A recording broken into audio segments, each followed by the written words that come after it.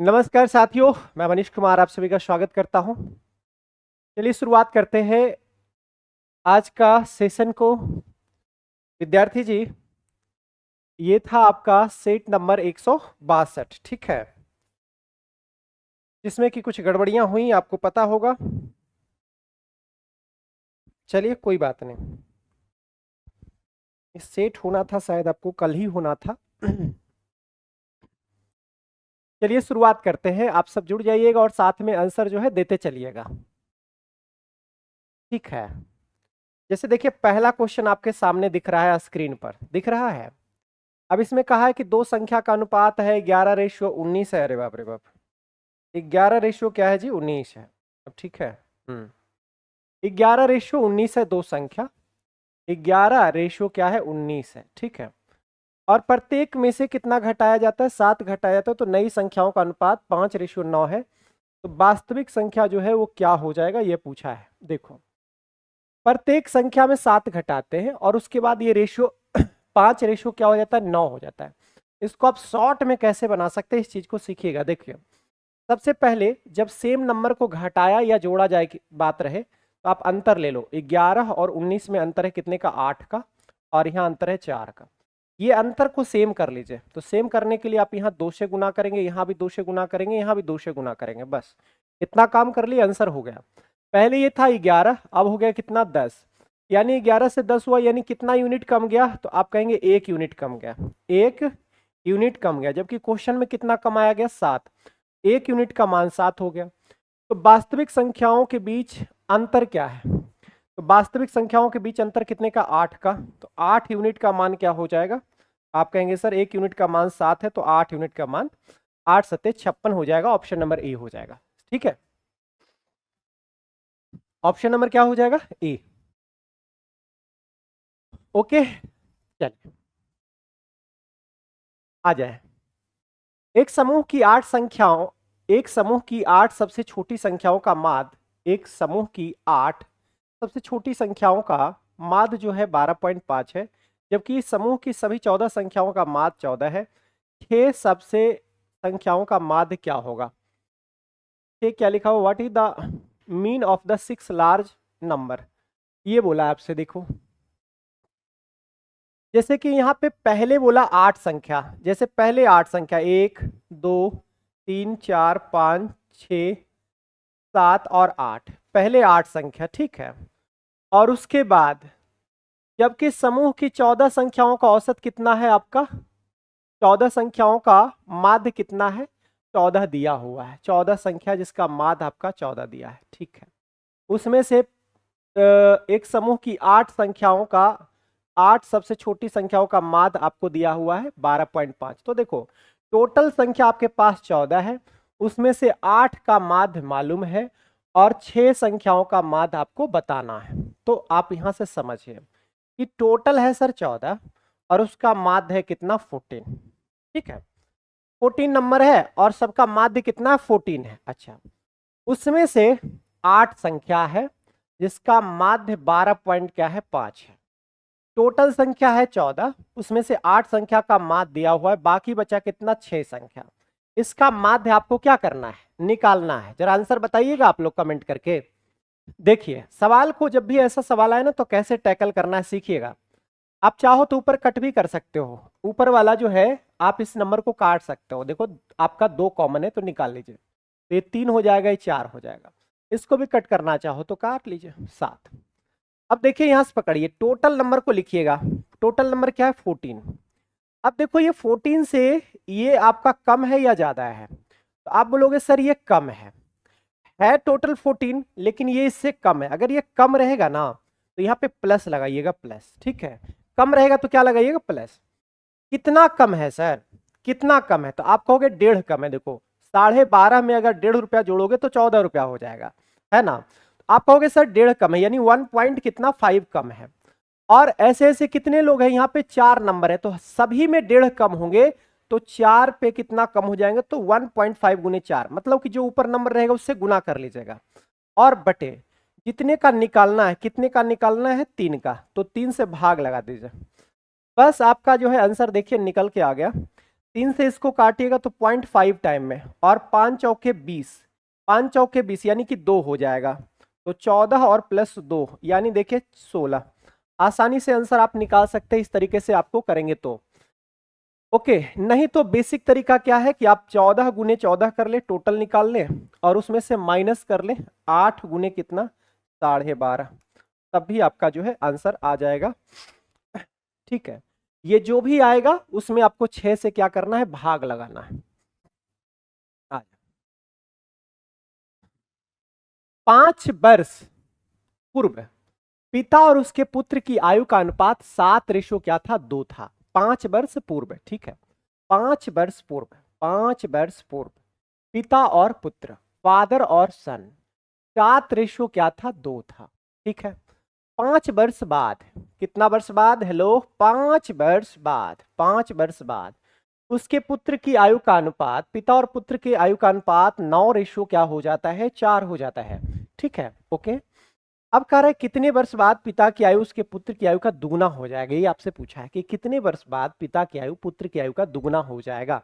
अच्छा देखो, आप ऐसा करो ना कि जब भी एज का सवाल आप लिखते हो तो देखो 5 साल पहले पिता और पुत्र, पिता का अगर 7 है यूनिट एज है तो पुत्र का 2 है, तो आप देखो इसका अंतर कितने का है, तो आप बोलोगे 5 का। यहाँ अंतर कितने का है, 5 का। सर अंतर, दो लोगों का अंतर बदलना नहीं चाहिए, दो लोगों का अंतर क्या होना चाहिए, हमेशा सेम होना चाहिए, सेम होना चाहिए। देखिए सेम है या नहीं, आप कहोगे हाँ सर है, अगर नहीं रहता तो सेम करते, ठीक है। चलिए यहां तक तो सही है जी। अब आगे बढ़ते हैं, आगे बढ़ते हैं, आगे बढ़ते हैं। आइए सर देखो, यहाँ पे ये फादर जो थे वो 7 यूनिट के थे, कब, 5 साल पहले। अब 5 साल बाद कितने यूनिट के हो गए, 9 यूनिट के, यानी कितने बढ़े, 2 यूनिट। कितने बढ़े सर कर, 2 यूनिट बढ़े, 2 यूनिट। जबकि देखिए तो ओरिजिनल में आपका उम्र 5 साल पहले और 5 साल बाद की उम्र में गैप होना चाहिए 10 साल का। वर्तमान से 5 साल पहले और वर्तमान से 5 साल बाद में उम्रों में फर्क कितने का होगा, तो आप बोलेंगे 10 का होगा सर, 10 का। तो 2 यूनिट का मान जो होगा वो कितना होगा, 10 होगा। मतलब आपको जो बढ़ना चाहिए, आपको जो बढ़ना चाहिए था वो 10 साल, लेकिन रेशियो से कितना बढ़ रहे हैं, 2। तो 2 यूनिट का मान 10 है, तो 1 यूनिट का मान क्या है, 5। 1 यूनिट का मान क्या है, 5 है। अब अगर आप फादर और सन का अगर उम्र निकालना चाहते हो तो आप देखो 1 यूनिट का मान 5 है, यहाँ पे देखोगे तो फादर का 7 यूनिट है और सन का 2 यूनिट है। 7 यूनिट का अगर मान निकालते हो तो 7 बचे 35, 1 यूनिट का मान 5, तो 7 यूनिट का मान 35 होगा। जबकि 2 यूनिट का मान क्या होगा, 2 गुने 5 यानी 10 होगा। ये जो निकल के आए कब का रेशियो, ये कब का है, 5 साल पहले का। तो ये जो है 5 साल पहले का उम्र निकल कर आया पिता और पुत्र का। अगर वर्तमान का मैं पूछूं तो सर 5-5 साल क्या करेंगे, आप जोड़ देंगे तो वर्तमान का निकल जाएगा, तो ये 40 हो जाएगा और ये कितना हो जाएगा, 15। ठीक है, यानी वर्तमान में अगर पूछा जाता कि पिता का उम्र कितना है तो 40 और पुत्र का उम्र कितना है तो आप बोलते 15 सर। अच्छा, अब उसके बाद कहा है कि देखो कितने वर्ष बाद पिता की आयु पुत्र की दुगुना हो जाए। अब मान लो इसको ऑप्शन से भी आप आगे यहां से बढ़ सकते हो, जैसे मान लो 10 साल बाद अगर सही होता तो 10 साल बाद जो है ये 40, 10 पिताजी 50 साल के हो जाएंगे और ये 25 साल के हो जाएंगे। तो आप देखिए तो दुगना हो गया या नहीं हो गया, आप कहोगे हाँ सर हो गया, ये 25 से ये 50 हो गया यानी दुगना हो गया। यानी हमारा ऑप्शन नंबर क्या है, करेक्ट है 1 नंबर। 1 नंबर ही जो है हमारा करेक्ट आंसर होगा श्रीमान, 1 नंबर ही हमारा जो होगा वो क्या होगा, करेक्ट होगा। आइए आप लोग आंसर दीजिए जी, कहाँ है आप लोग, हेलो, कोई दिखाई काहे नहीं दे रहे हैं। पिछले वर्ष रंजन का मासिक वेतन, पिछले वर्ष जो है रंजन का मासिक वेतन जो है इतना रुपया था और इस वर्ष उसका मासिक वेतन इतना रुपया है। पिछले वर्ष के मासिक वेतन की तुलना में इस वर्ष रंजन के मासिक वेतन में कितने प्रतिशत की वृद्धि हुई है मेरे दोस्तों। तो देखो पहले था 34,500 था, अब हो गया कितना, 38,600 क्या हो गया, 40। 38,600 क्या हो गया, 40। तो देखिए तो कितना बढ़ा, कितना बढ़ा सर, कितना बढ़ा, 500 था ये हो गया 640, तो आपका 140 यहाँ बढ़ा, 34 से हो गया 38 यानी कि 400 यहाँ बढ़ा, यानी कि देखोगे सर तो 4140 बढ़ा। ठीक है, 4140 बढ़ा है, आप देख सकते हो, 6 से 5 गया, 1 34 से ये, तो 4140 बढ़ा, कितना से सर, 34,500 से, 34,500 से, और परसेंट के लिए क्या करते हो, 100 से गुना करते हो। आप यहां से सर 2 जीरो से 2 जीरो आपका कट जाएगा, कट जाएगा। अब आप देखोगे सर अगर मैं यहां से करूं तो 13 से तो नहीं होगा, 12 पच्चीस 60, 12 चौके 48, 48 छः 44, और 12 तिहाई 36, 36। अच्छा 1 मिनट, 12 पच्चीस 60 और 12 चौके 48, 48 छः 54, और 12 तिहाई 36, 5 41, ठीक है। यानी 12% आपका आएगा, ये कट जाएगा 12 बार में, यानी कि 12% इस सवाल का क्या है, आंसर है। आपको पता है कि जिसका निकालना होता है कितना बढ़ा, ऊपर बढ़ा हुआ भाग ऊपर रखते, किससे बढ़ा नीचे रखते, किसी भी फ्रैक्शन को परसेंट बदलने के लिए 100 से गुना करते हैं। चलिए, एक दुकानदार वस्तुओं पर उनके क्रय से 20% अधिक मूल्य अंकित करता है, उसके बाद वह उन पर छूट देता है और 8% का लाभ कमाता है। दुकानदार द्वारा प्रदान की गई छूट की दर क्या होगा, यह आपसे पूछा गया है। देखिए श्रीमान क्रय से 20% अधिक करता है, क्रय यानी कॉस्ट प्राइस, और उसके बाद आपका अंकित मूल्य यानी फेस वैल्यू भी बोलते हैं, फेस वैल्यू भी बोलते हैं या मार्क्ड प्राइस भी बोलते हैं, ठीक है, मार्क्ड प्राइस भी बोलते हैं। तो मैंने कहा कि चलो सीपी हमारा है, मान लो 100 है, सीपी क्या है सर, 100 रुपया में हमने खरीदा, ओके, और उसको 20% के अधिक मूल्य पर बेच दिया। तो 20% अधिक मूल्य पर बेचने का मतलब कि आप जो है, सॉरी बेचा नहीं है, 20% अधिक मूल्य अंकित करता है। यानी 100 रुपए का सामान था, मैंने खरीदा 100 रुपया में, और मैंने बताया सामने वाले को कि मैंने जो है इसे कितना में खरीदा है, 120 में खरीदा है, 120 में खरीदा है। आप कहोगे सर ठीक है। अब उसके बाद हुआ क्या कि सर उस पे आपने 8% का लाभ कमाया। 8% क्या क्या क्या कमाया जी, लाभ। देखो एक दुकानदार वस्तुओं को क्रय मूल्य से 20% अधिक मूल्य अंकित करता है, उसके बाद वो उन पर छूट भी देता है। छूट हमेशा किस पे देता है, मार्क प्राइस पे, हमेशा जो है छूट जो है आपका अंकित मूल्य पे मिलता है, और छूट देने के बाद भी 8% का लाभ कमाता है। देखिएगा सर लाभ हानि जो भी होता है सीपीपी होता है, तो अगर 8% का लाभ कमाना होगा तो आप जो है 100 रुपए के सामान को 108 में बेचिएगा, तो ये आपका सेलिंग प्राइस हो गया, ठीक है। अब आप समझिए कि आपने सामने वाले को कहा कि देखो भाई इसका दाम है 120 रुपया, और सामने वाले को आपने दे दिया कितना में, 108 में, यानी आपने डिस्काउंट दिया। डिस्काउंट कितने का सर, 12 रुपया का। 120 से 108 में बेचा, यानी 12 का डिस्काउंट हुआ। कितना पे डिस्काउंट दिया, 120 पे, और परसेंट के लिए क्या हो जाता है, 100 हो जाता है। तो ये देखो आ गया कितना, 10% इस सवाल का राइट आंसर है, ठीक है, यस। यह हिंद का आंसर आया है सी। आ जाइए, ए ने 2 बैंकों में समान धनराशि का निवेश किया है।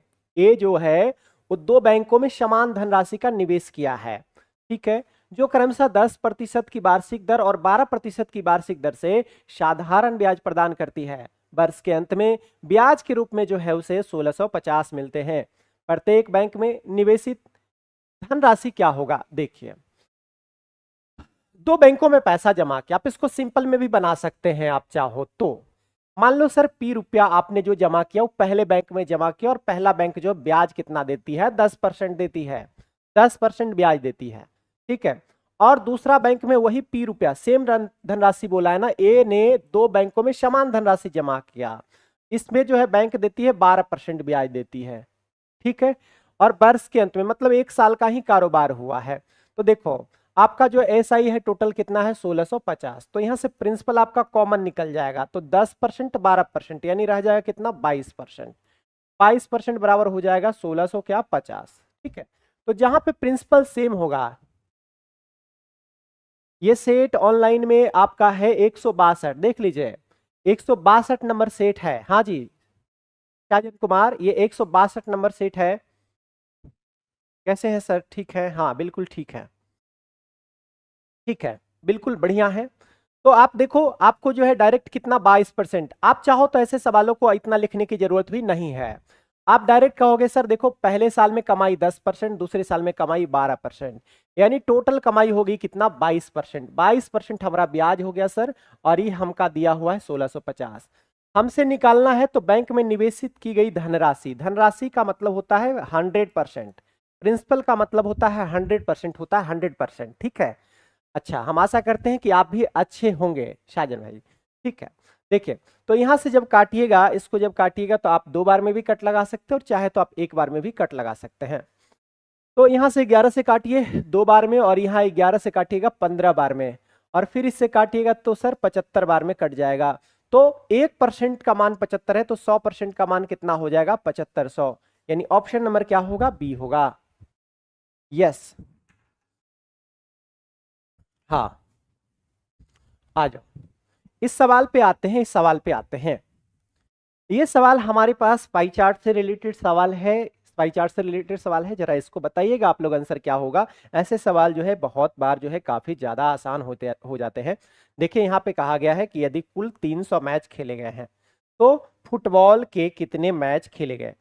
आपने टोटल मैच जो है, टोटल सभी प्रकार के मैच मिलाकर टोटल 300 मैच खेले गए हैं, उसमें फुटबॉल का कितना परसेंट है? 17% मैच है, यानी कि आपको 17% बस निकालना है। तो 17 3 क्या हो जाएगा? 51 हो जाएगा।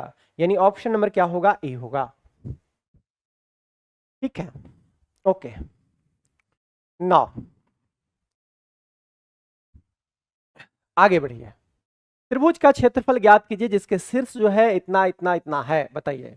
त्रिभुज का क्षेत्रफल निकालना आपको आता है या नहीं आता है? मेंसुरेशन से रिलेटेड कभी कभी सवाल जो है आपका पूछा जा सकता है, जो कोऑर्डिनेट से रिलेट करके, ऐसे कोऑर्डिनेट पूछा नहीं जाता है, लेकिन मेंसुरेशन आपके सिलेबस में है तो मे भी हो सकता है कभी भविष्य में ऐसा।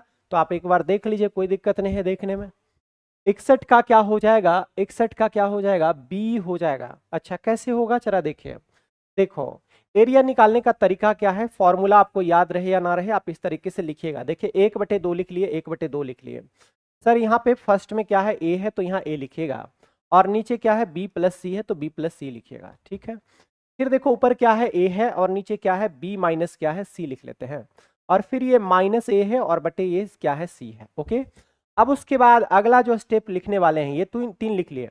अगला जो स्टेप लिखिएगा आप, वो सेम जो पहले वाला स्टेप है उसी को रिपीट करके लिख दिए, इसका फोटोकॉपी यहाँ पे लगा दीजिए। तो ए हो जाएगा, और ये बी प्लस क्या हो जाएगा? सी हो जाएगा। थोड़ा सा इसमें कैलकुलेशन होता है। ये आपको एरिया कैसे निकल कर आएगा? देखिए, आप एक बार जो है, आप एक बार इस तरीके से गुना करते जाइए और जोड़ते जाइए, जोड़ते जाइए, और फिर एक बार जो है, फिर एक बार आप जो है, फिर एक बार जो है इस तरीके से आप गुना करिए, इस तरीके से गुना करिए और जोड़ते जाइए, और फिर दोनों का अंतर निकाल दीजिए, आपका एरिया आ जाएगा। तो देखिए सर, यहां से देखेंगे आप, ए से इसको गुना करेंगे तो ये हो जाएगा ए बी, और प्लस क्या होगा? ए सी होगा।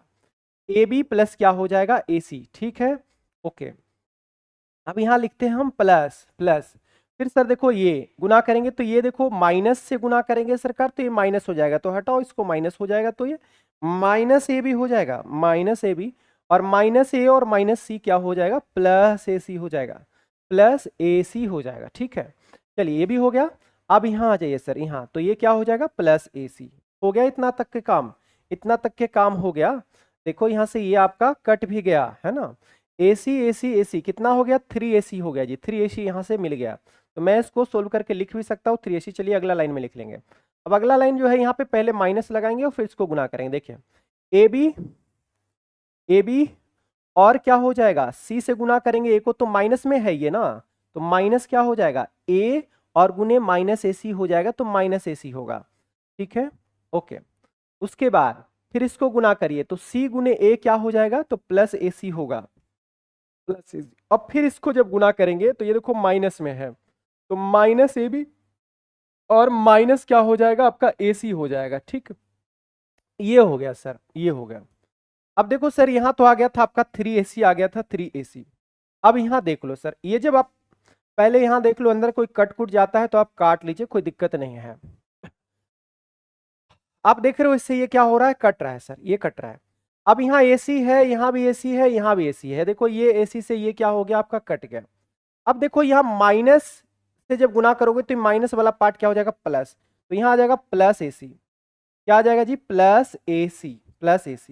तो आप देखो, 3AC और AC यानी कितना हो जाएगा? 4AC, 4AC। और इधर गुना में कितना है जी? 1/2 है, 2 से गुना करिएगा तो ये आपका हो जाएगा ट्वाइस ऑफ AC। सवाल का आंसर आएगा ट्वाइस ऑफ AC सवाल का आंसर आएगा 1/2 और गुने 4AC। तो इससे काटिएगा 2 बार में, तो ये आ जाएगा 2AC। इस सवाल का आंसर हो जाएगा ऑप्शन नंबर क्या है, बी है। बताइए, ठीक है। तो इस तरीके से जो है आप एरिया किसी भी क्वाड्रिलेटरल का भी अगर निकालना होगा तो आप इसी तरीके से लिखिएगा, और लास्ट में फर्स्ट वाला का रिपीट करिए। पेंटागन रहेगा इसी तरह से लिखिएगा, लास्ट वाले को रिपीट कर दीजिएगा। समान भुजाओं वाले उस चतुर्भुज को क्या कहते हैं जिसका कोई कोण समकोण नहीं है? कोई कोण समकोण नहीं होता है उसको क्या बोलते हैं, रोम्बस बोलते हैं, ठीक है। उन समान भुजाओं वाले उस चतुर्भुज को क्या कहते हैं, समान भुजा, जिसकी भुजाएं क्या होती है, समान होती है, बराबर होती है। देखो, स्क्वायर की भुजाएं बराबर तो होती है, लेकिन इसका प्रत्येक एंगल जो होता है वो कितना डिग्री का होता है, 90 डिग्री का होता है। बट रोम्बस का जो है, रोम्बस का वो प्रत्येक भुजाएं बराबर होती है, प्रत्येक भुजाएं बराबर जरूर होती है, बट प्रत्येक कोण जो है 90 डिग्री नहीं होता है। तो ऑप्शन नंबर क्या हो जाएगा, ए। ट्रेपेजियम की प्रत्येक भुजा बराबर नहीं होती है, ठीक है। रेक्टेंगल का भी प्रत्येक भुजा बराबर नहीं होती है। ऑप्शन नंबर आपका जाएगा ऑप्शन ए।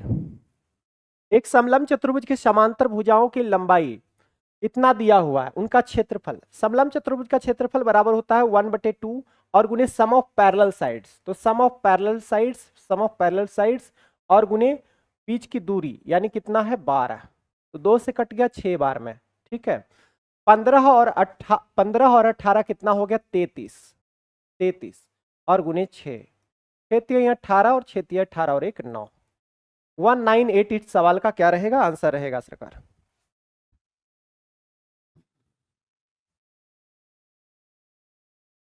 ठीक है जी। सर मैं था आपकी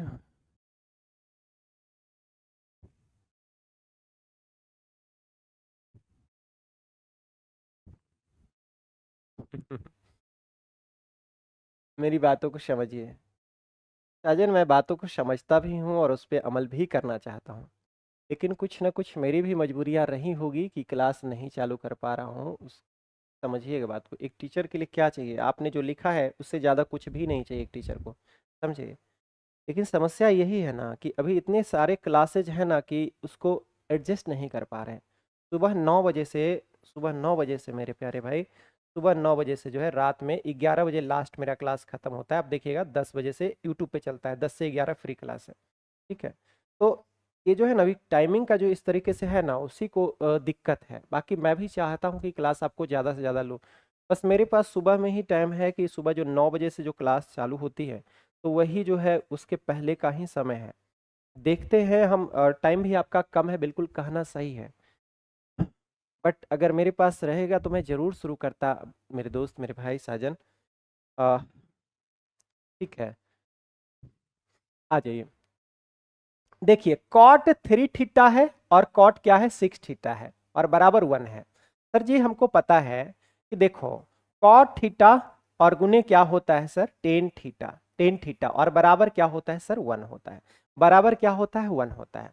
सर देखो, आप यहाँ पे देखो कॉट है, यहाँ पे क्या है, टेन है, कॉट है और टेन है। आप समझो कि अगर ये कॉट है तो इसको टेन में बदलना होगा, यानी कि सर ये कॉट 3 थीटा है, कॉट 3 थीटा, और यहाँ होना चाहिए आपका टेन क्या होना चाहिए, 3 थीटा होना चाहिए, 3 थीटा होना चाहिए।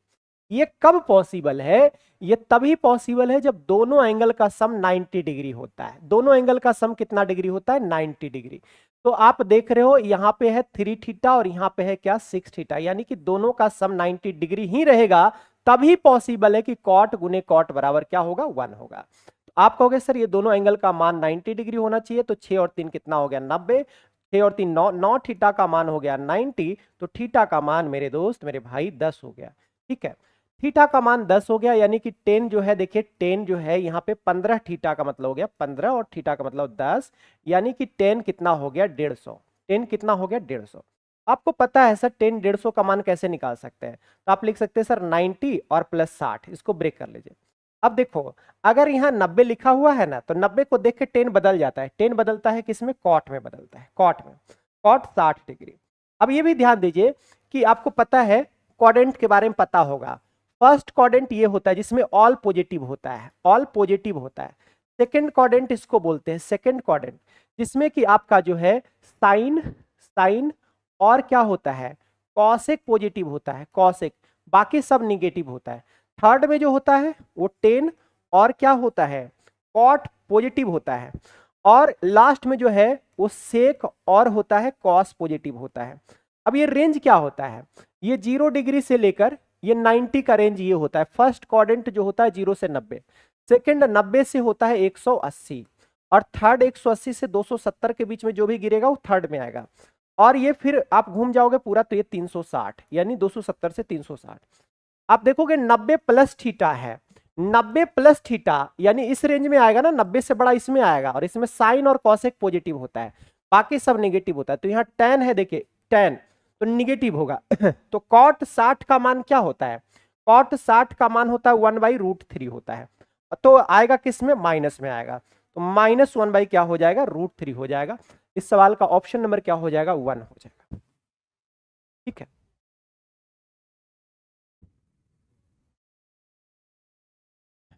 चलिए, शुक्रिया मेरे भाई। ठीक है, आ जाओ। नीचे दिए गए आंकड़ों की माध्यिका और बहुलक का योग क्या है। आंकड़ों की माध्यिका और बहुलक, आपको पता है बहुलक का मतलब होता है जो बहुत बार आता है, जिसको इंग्लिश में मोड बोलते हैं, मोड।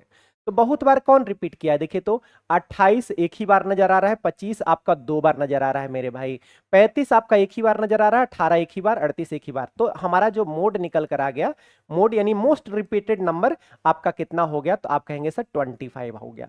अब उसके बाद हम आ जाते हैं सर माध्यिका पर।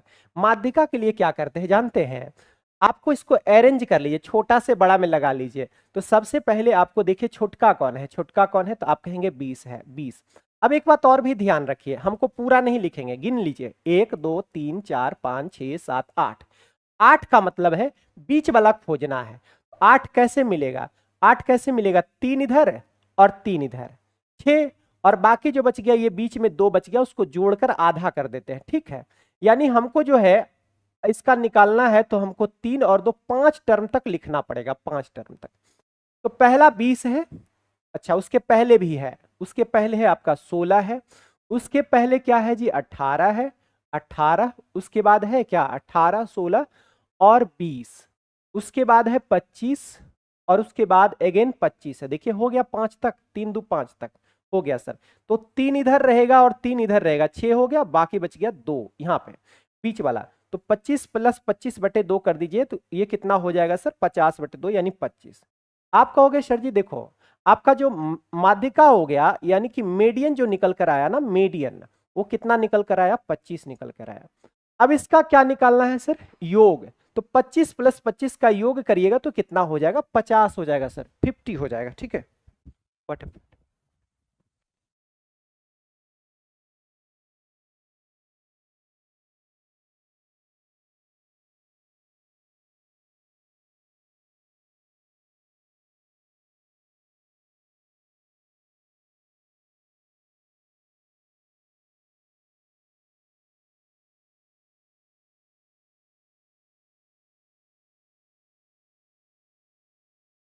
तो ये आपका आ गया कितना, 25 आ गया, 25 इस सवाल का आंसर है 25, सॉरी हाँ हाँ 25 कैसे ऐड करना है ना, तो 25 25 कितना है 50 है। ऑप्शन नंबर क्या हो गया, सी हो गया, यस।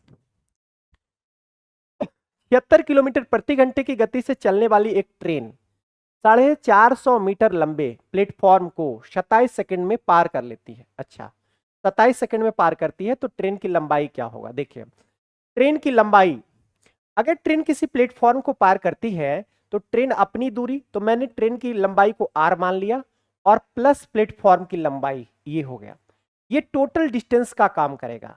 और हमको पता है सर डी एस टी होता है, डिस्टेंस बराबर स्पीड गुने टाइम होता है, तो ये डी हो गया। अब स्पीड देखिए, स्पीड कितना है जी, स्पीड कितना है 76 किलोमीटर पर आवर। अब ये किलोमीटर पर आवर में है, तो इसको मीटर पर सेकंड में बदलने के लिए 5/18 से गुना करेंगे, और गुने टाइम कितना है 27, हो गया, खत्म। आप कहोगे सर देखो 9 से ये 2 बार में और 9 से ये 3 बार में, ये इससे कटेगा ये आपका 38 बार में, 38, 30 बचे 150 और 8 बचे 40, 190 है ना, 190 यही ना आएगा। ओके ओके ओके, देखिए तो 9 तिहाई 27, ओके, और फिर यहाँ पे 9 दुनाई 18 और यहाँ 3 दुनाई 6, 8 दुनाई 16। ओके मेरे भाई, ठीक है। आर प्लस हो गया 76 और बराबर यहां से हो गया सर 5 तिहाई 15, 15 अठी 20 से, 15 अठी 20 से बचा कितना 12, और यहाँ पे 15 तिहाई 45, 45 और 12 कितना हो गया 45 और 12 57, यही होगा। तो आर बराबर कितना हो जाएगा जी? हाँ हाँ हाँ, 76 किलोमीटर पर आवर है, 450 मीटर लंबे प्लेटफॉर्म। अरे भाई मैंने यहाँ पे डिस्टेंस बराबर देखो ये लिख दिया था गलती से यहाँ पे। ओके, प्लेटफॉर्म की लंबाई 450 दिया हुआ है बुआ, 450, 450, और ये आपका स्पीड था ना, यही स्पीड मैंने दो जगह लिख लिया, बताइए। और 27, अब ठीक है। 9 दुनाई 18, 9 तिहाई 27, इससे काटिएगा तो ये 38 बार में कट जाएगा। आर प्लस हो गया 450 और 5 तिहाई 15, 15 अठी 20 से बचा 12 और 15 तिहाई 45, 45 और 12 होता है 57। आर बराबर हो गया सर 100 कितना हो गया 20 हो गया। ऑप्शन क्या हो जाएगा? B number. हाँ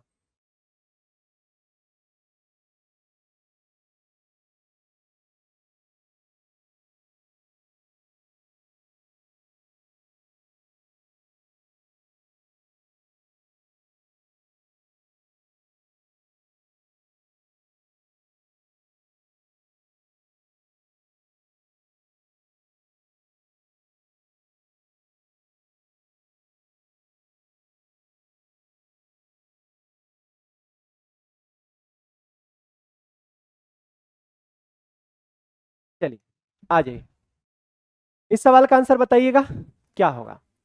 दो संख्याओं का HCF कम से कम क्या होना चाहिए? दो संख्याओं का HCF सरकार, दो संख्याओं का HCF कम से कम जो होता है 1 होता है। 1 से छोटा कुछ भी HCF नहीं होता है, ठीक है, 1 से छोटा कुछ भी HCF नहीं होता है। ओके, 0 कभी भी HCF नहीं होता है। आओ, दो संख्याओं के लघुत्तम समावर्तक और महत्तम समावर्तक दिया हुआ है। एक संख्या आपको मालूम है, आपको पता है कि सर दो संख्याओं का जो प्रोडक्ट होता है, पहली संख्या गुने दूसरी संख्या बराबर एलसीएम गुने क्या होता है? HCF होता है। एलसीएम गुने HCF, देखिए 12 से कट गया 5 बार में प्रभु, तो ये आपका दूसरा आ गया 15। तो ये आपका ऑप्शन नंबर क्या हो जाएगा? ए हो जाएगा। ठीक बा, ओके। देखिए आप सब भी साजन की तरह जो है आंसर दीजिए, साथ में जुड़िए, मजा आएगा, ठीक है ना। आप लोग जुड़ेंगे तो और अच्छे से डिस्कशन कराने का जो है वो ताकत आएगा। टाइम टेबल बता दीजिए सर प्लीज। सर ये टेस्ट का मैं इसका डिस्कशन का टाइम टेबल बता सकता हूँ। इसका डिस्कशन का जो टाइम है आपके वो है आई थिंक कितना बजे से है? 6 बजे से है, राइट? हाँ, 6 बजे से है, ठीक है।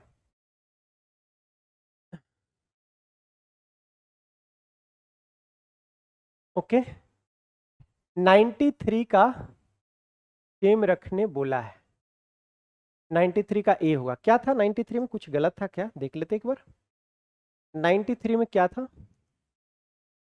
दो सम संख्याओं का HCF, आ हा ला ला ला ला, सम है नहीं, अच्छा सम है, चलो कोई बात नहीं, कंडीशन दिया हुआ है। तो दो सम संख्या, कोई भी दो सम संख्या लीजिएगा तो उसका HCF सबसे छोटा आपका आपका दो ही होगा। हाँ ठीक किए, मैंने ध्यान नहीं दिया। ऐसे अगर सम नहीं लिखा रहता ना, सम नहीं लिखा रहता तो 1 होता आंसर। आपका यहाँ सम लिखा हुआ, अच्छा कि आपने ध्यान दिला दिया, नहीं तो फिर लोग कहते हैं कि गलत बता दिए। दो सम संख्या कोई भी ले लीजिए, उसका तो दो का तो फैक्टर होगा ना, दो सम संख्या रहेगा तो उसमें फैक्टर दो का ही होगा। जैसे 2 है और 8 है तो दो तो फैक्टर है ही, तो सबसे छोटा जो होगा वो क्या होगा? 2 होगा, ठीक है। अच्छा, 95 नंबर। 45 छात्रों के एक समूह के 45, सर गलती ज्यादा हो रही? नहीं नहीं, गलती ज्यादा नहीं हो रही है, बिल्कुल नहीं हो रही है, ठीक है। अभी मैं बिल्कुल बढ़िया माइंड में हूँ, गलती नहीं होगा। वो कभी कभी टीचर ना ओवर कॉन्फिडेंट हो जाता है, वो अपने हिसाब से सोच लेता है कि ऐसा ही लिखा होगा क्वेश्चन में। 45 छात्रों के एक समूह के प्राप्तांकों का औसत 16.2 है। देखिए 45 छात्र है जिसका औसत कितना है? 16.2 था। एक छात्र ने समूह छोड़ दिया, एक छात्र क्या किया? समूह छोड़ दिया, ठीक है। अब जब एक छात्र समूह छोड़ दिया तो आपके पास कितने हो गए? 44 हो गए। मैं यहां से लिखता हूं 45 छात्र हैं जिसका औसत 16.2 है। एक छात्र जो है समूह छोड़ दिया, तो अब हो गए आपके पास 44 छात्र हो गए, 44 छात्र, ठीक है, 44 छात्र हो गए जिसके परिणाम जो है शेष, एक छात्र ने समूह छोड़ दिया जिसके परिणाम स्वरूप शेष छात्रों के प्राप्तांकों का औसत बढ़कर हो गया 16.5 हो गया। यानी आपका औसत हो गया 16 पॉइंट क्या हो गया 5 हो गया, 16.5, 16 पॉइंट क्या हो गया 5 हो गया, ठीक है। अब देखो कह रहा है कि लेकिन एक अन्य छात्र के समूह में शामिल होने के परिणाम स्वरूप समूह के प्राप्तांकों के औसत में थोड़ी गिरावट आई और यह घटकर 16.4 हो गया। समूह को छोड़कर जाने वाले छात्र और समूह में शामिल होने वाले छात्रों के प्राप्तांकों का औसत क्या होगा। देखो मेरे भाई, टोटल छात्र हमारे पास 45 है, उसमें से एक छात्र चला गया, बचा कितना 44। तो ये छात्र का पहले हम निकाल लेते हैं, ये छात्र का निकाल लेते हैं औसत इसका, कि इसका औसत क्या था, ठीक। अब एक बार और लिखिए, अब एक छात्र चला गया तो हमारे पास कितना बचा 44, हमारे पास छात्र बचे 44 जिसका औसत है 16 पॉइंट क्या है 5। अब एक छात्र और आ गया, एक छात्र और आ गया तो हो गए कितने 45, और आने के कारण जो है औसत 16 पॉइंट क्या हो गया जी 4 हो गया, औसत 16 पॉइंट क्या हो गया 4 हो गया, 4। 44 छात्र था, एक छात्र आ गया, एक छात्र तो हो गया 45। अब इसका निकालना है, ये आने वाला है, ये आने वाला, और ये जो है वो जाने वाला, जाने वाला, ठीक है, जाने वाला है। आरिश अग्रवाल एसएससी सीजीएल के लिए मॉर्निंग में 6 बजे शुरू लीजिए सर आरिश अग्रवाल। अच्छा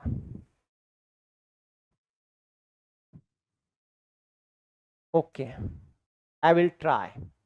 देखो यहाँ पे आप देखो कि सबसे पहले जो टोटल दिया हुआ इसको लिखिए 16.2, आपको कैलकुलेशन से बचना है, समझिएगा कैसे बनाना इस सवाल को। 16 पॉइंट क्या है 2, सर 16.2 है टोटल, ये यहाँ पे क्या है 16.2 से ज्यादा है। अगर ज्यादा रहेगा ना तो यहाँ माइनस लिखिएगा और कम रहेगा तो यहाँ प्लस लिखिएगा, ठीक है। आप कहोगे सर ओके ओके ओके है सर, मैंने यहाँ माइनस लिखा, कितना कम है सर, कितना कम है, तो आप कहोगे 0.3 कम है, 0.3, और 0.3 को ऊपर वाले नंबर से गुना करिएगा, तो 44 और गुने 3 करिएगा तो 4 तिहाई 12, 4 तिहाई 12 और 1 13, और एक अंक के बाद दशमलव लगा दीजिएगा, यानी 13 पॉइंट क्या हो गया 2, और बटे कितना है 1, तो 1 आप डिवाइड कर दीजिए, तो 1 से डिवाइड करने से कोई फर्क नहीं पड़ेगा। देखो आपका इससे घट गया 13 और 16, यानी कितना आ गया जी 3 आ गया, यानी ये आ गया 3, यानी ये जो जाने वाला है ना उसका कितना वैल्यू था 3 था, ये निकल गया। अब आ जाइए यहां पे देखो टोटल कितना है 16.4 है। अब देखो 16.4 से ये क्या है सर ज्यादा है, ज्यादा, मैंने ज्यादा के लिए क्या बताया माइनस करिए, माइनस कितना ज्यादा है, तो आप कहेंगे 0.1 ज्यादा है, 0.1, 0.1 गुने 44 करेंगे तो आपका हो जाएगा 4 पॉइंट क्या हो जाएगा 4, और बटे कितना 1, देखो कितना आसान हो गया, 0 से 0 गया और 16 से 4 चला गया, यानी कितना हो गया 12, तो इसका मान आ गया कितना 12 आ गया 12। तो आपसे क्या पूछा है सर, छोड़कर जाने वाले छात्र और शामिल होने वाले छात्रों का औसत बताइए, तो औसत के लिए क्या करेंगे, दोनों का उम्र को जोड़ेंगे और 2 से डिवाइड कर देंगे, तो 12 + 3 कितना हो गया 15, और बटे 2, यानी आपका आंसर जाएगा 7.5 जाएगा, 7.5, 7.5 इस सवाल का आंसर होगा, समझे। चलिए अभी मुझे यही तरीका एट अ टाइम आया है, शायद इसको मैं और शॉर्ट कर पाऊं, लेकिन चलो ठीक है अभी ओके। अरुणा एक छोटी बहन है, अरुणा की एक छोटी बहन है, अच्छा अरुणा है, अरुणा, अरुणा, अरुणा, अरुणा, अरुणा है, और उसकी एक क्या है बहन है, उसकी एक बहन है जिसकी आयु अरुणा से 8 वर्ष कम है, जिसकी आयु जो है अरुणा से 8 वर्ष कम है। अगर अरुणा x का है तो अरुणा की आयु से 8 वर्ष कम है, यानी बहन x - 8 की है। अच्छा, यदि अरुणा की बहन की आयु 18 वर्ष है, अच्छा अरुणा की बहन की आयु कितना है 18 वर्ष है, तो अरुणा की आयु क्या होगा, तो अरुणा की आयु जो है देखिए बहन से 8 साल ज्यादा है, तो इससे 8 साल ज्यादा हो जाएगा, यानी कितना हो जाएगा 26, तो बहुत आसान है, इसमें तो कुछ था ही नहीं, आपका मौखिक वाला सवाल था। हमको लगा कुछ होगा तो मैं एक सुख मान के तैयार था कि कुछ होगा आगे कहानी। ठीक है, मतलब एक्सपेक्ट नहीं कर रहे थे कि इतना आसान होगा। नाथन की वार्षिक आय जो है क्या होता है, देखो नासन की वार्षिक आय जो है आपके पास कितना है, तो आप कहेंगे सर 1.5 लाख है। ओके, अब यहां से आप देखोगे 1.5 लाख नहीं 15 लाख है आपका, और वो हर महीने अपनी गाड़ी के लिए जो है वो क्या करता है 40,000 की ईएमआई चुकाता है। उसके मासिक वेतन का कितना प्रतिशत ईएमआई चला जाता है, मासिक वेतन का कितना प्रतिशत, मासिक वेतन बोला है, जबकि यहाँ वेतन जो है वो क्या दिया हुआ है, नाथन की वार्षिक आय दिया हुआ है। यानी एक साल में अगर आप जो है 15 लाख कमा रहे हैं, 15 लाख है ना, तो आप बताओ कि एक महीने में कितना कमाइएगा, तो 12 से क्या करेंगे डिवाइड, 12 से डिवाइड करेंगे। तो सर देखो 5 तिहाई 15, 4 तिहाई 12, 4 से 2 जीरो काटिए, 2 जीरो का मतलब 100 होता है, तो 25, 25 गुणे 5 यानी 125, 125 पे 1 2 3 जीरो, ये एक महीने की कमाई है। ठीक है, अब एक महीने की कमाई में जो है आप क्या करते हैं, 40,000 जो है ईएमआई चुका देते हैं, तो उसके मासिक वेतन का कितना प्रतिशत ईएमआई में जाता है, बताइए कितना हो जाएगा सरकार। सर 40,000 है, 40,000 ईएमआई देते हैं, कितना के कमाई पे, इतना ही ना, परसेंट के लिए क्या हो जाएगा 100, 2 जीरो से 2 जीरो, 1 जीरो से 1 जीरो काट देते हैं, तो आपका सर देखो 25 से ये 5 बार में, और 25 से ये आपका हो जाएगा कितने 4 बार में, और ये आपका 8 बार में, 8 चौके कितना हो जाएगा 32%। सवाल का आंसर है 32%। यस, 9 आ जाइए। अरे आओ ना तुम मेरे पास, 16% लाभ पर किसी वस्तु का विक्रय मूल्य जो है वो 40.60 है। ठीक है, तो 16% के लाभ पर बेचते हैं इतना में, तो 16% का लाभ पर बेचिएगा यानी 116%, 116% बराबर जो है वो 40 पॉइंट कितना है 60, 40 पॉइंट क्या है 60। तो वस्तु का क्रय मूल्य, क्रय मूल्य का मतलब होता है 100%। ठीक है, तो ऐसे सवालों के लिए डायरेक्ट लिखा करिए, ऐसे इतना मत लिखिए, 40.60 और बटे में ये जाएगा 116 और गुने क्या करिए 100। देखो पॉइंट हटाइएगा नीचे 100 आएगा, 100 से 100 ये क्या हो जाएगा कट जाएगा। अब आप लगाएंगे सर इससे 116 से लगाइएगा तो कितने बार में लगेगा आपका, 4 बार में तो नहीं लगेगा मेरे भाई, यानी ये दोनों ऑप्शन नहीं होगा। 11 दुनाई 22, 11 तिहाई 33, यानी कि आपका 3 बार में लगेगा, ऑप्शन नंबर डी होगा।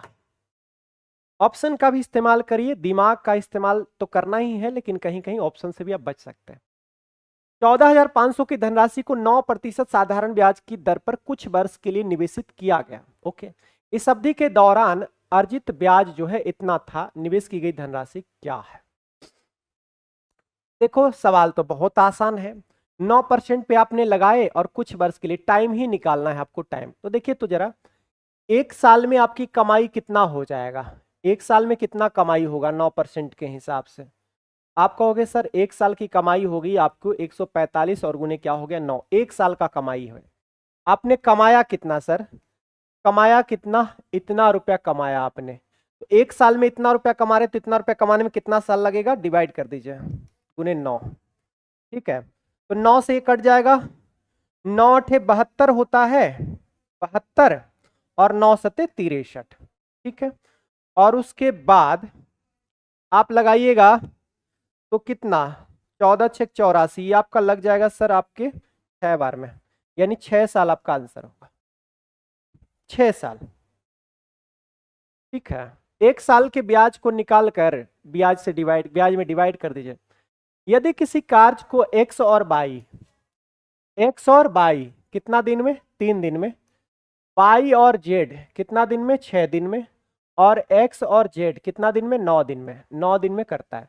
तो आप टोटल वर्क मान लीजिए जो 3 6 9 से कट जाए तो टोटल वर्क होगा 18, 18 वर्क अगर है और 3 दिन में करते हैं 18 काम, तो 1 दिन में 6 काम, 6 दिन में 18 काम तो 1 दिन में 3 काम, और 9 दिन में 18 काम तो 1 दिन में 2 काम, ये हो गया।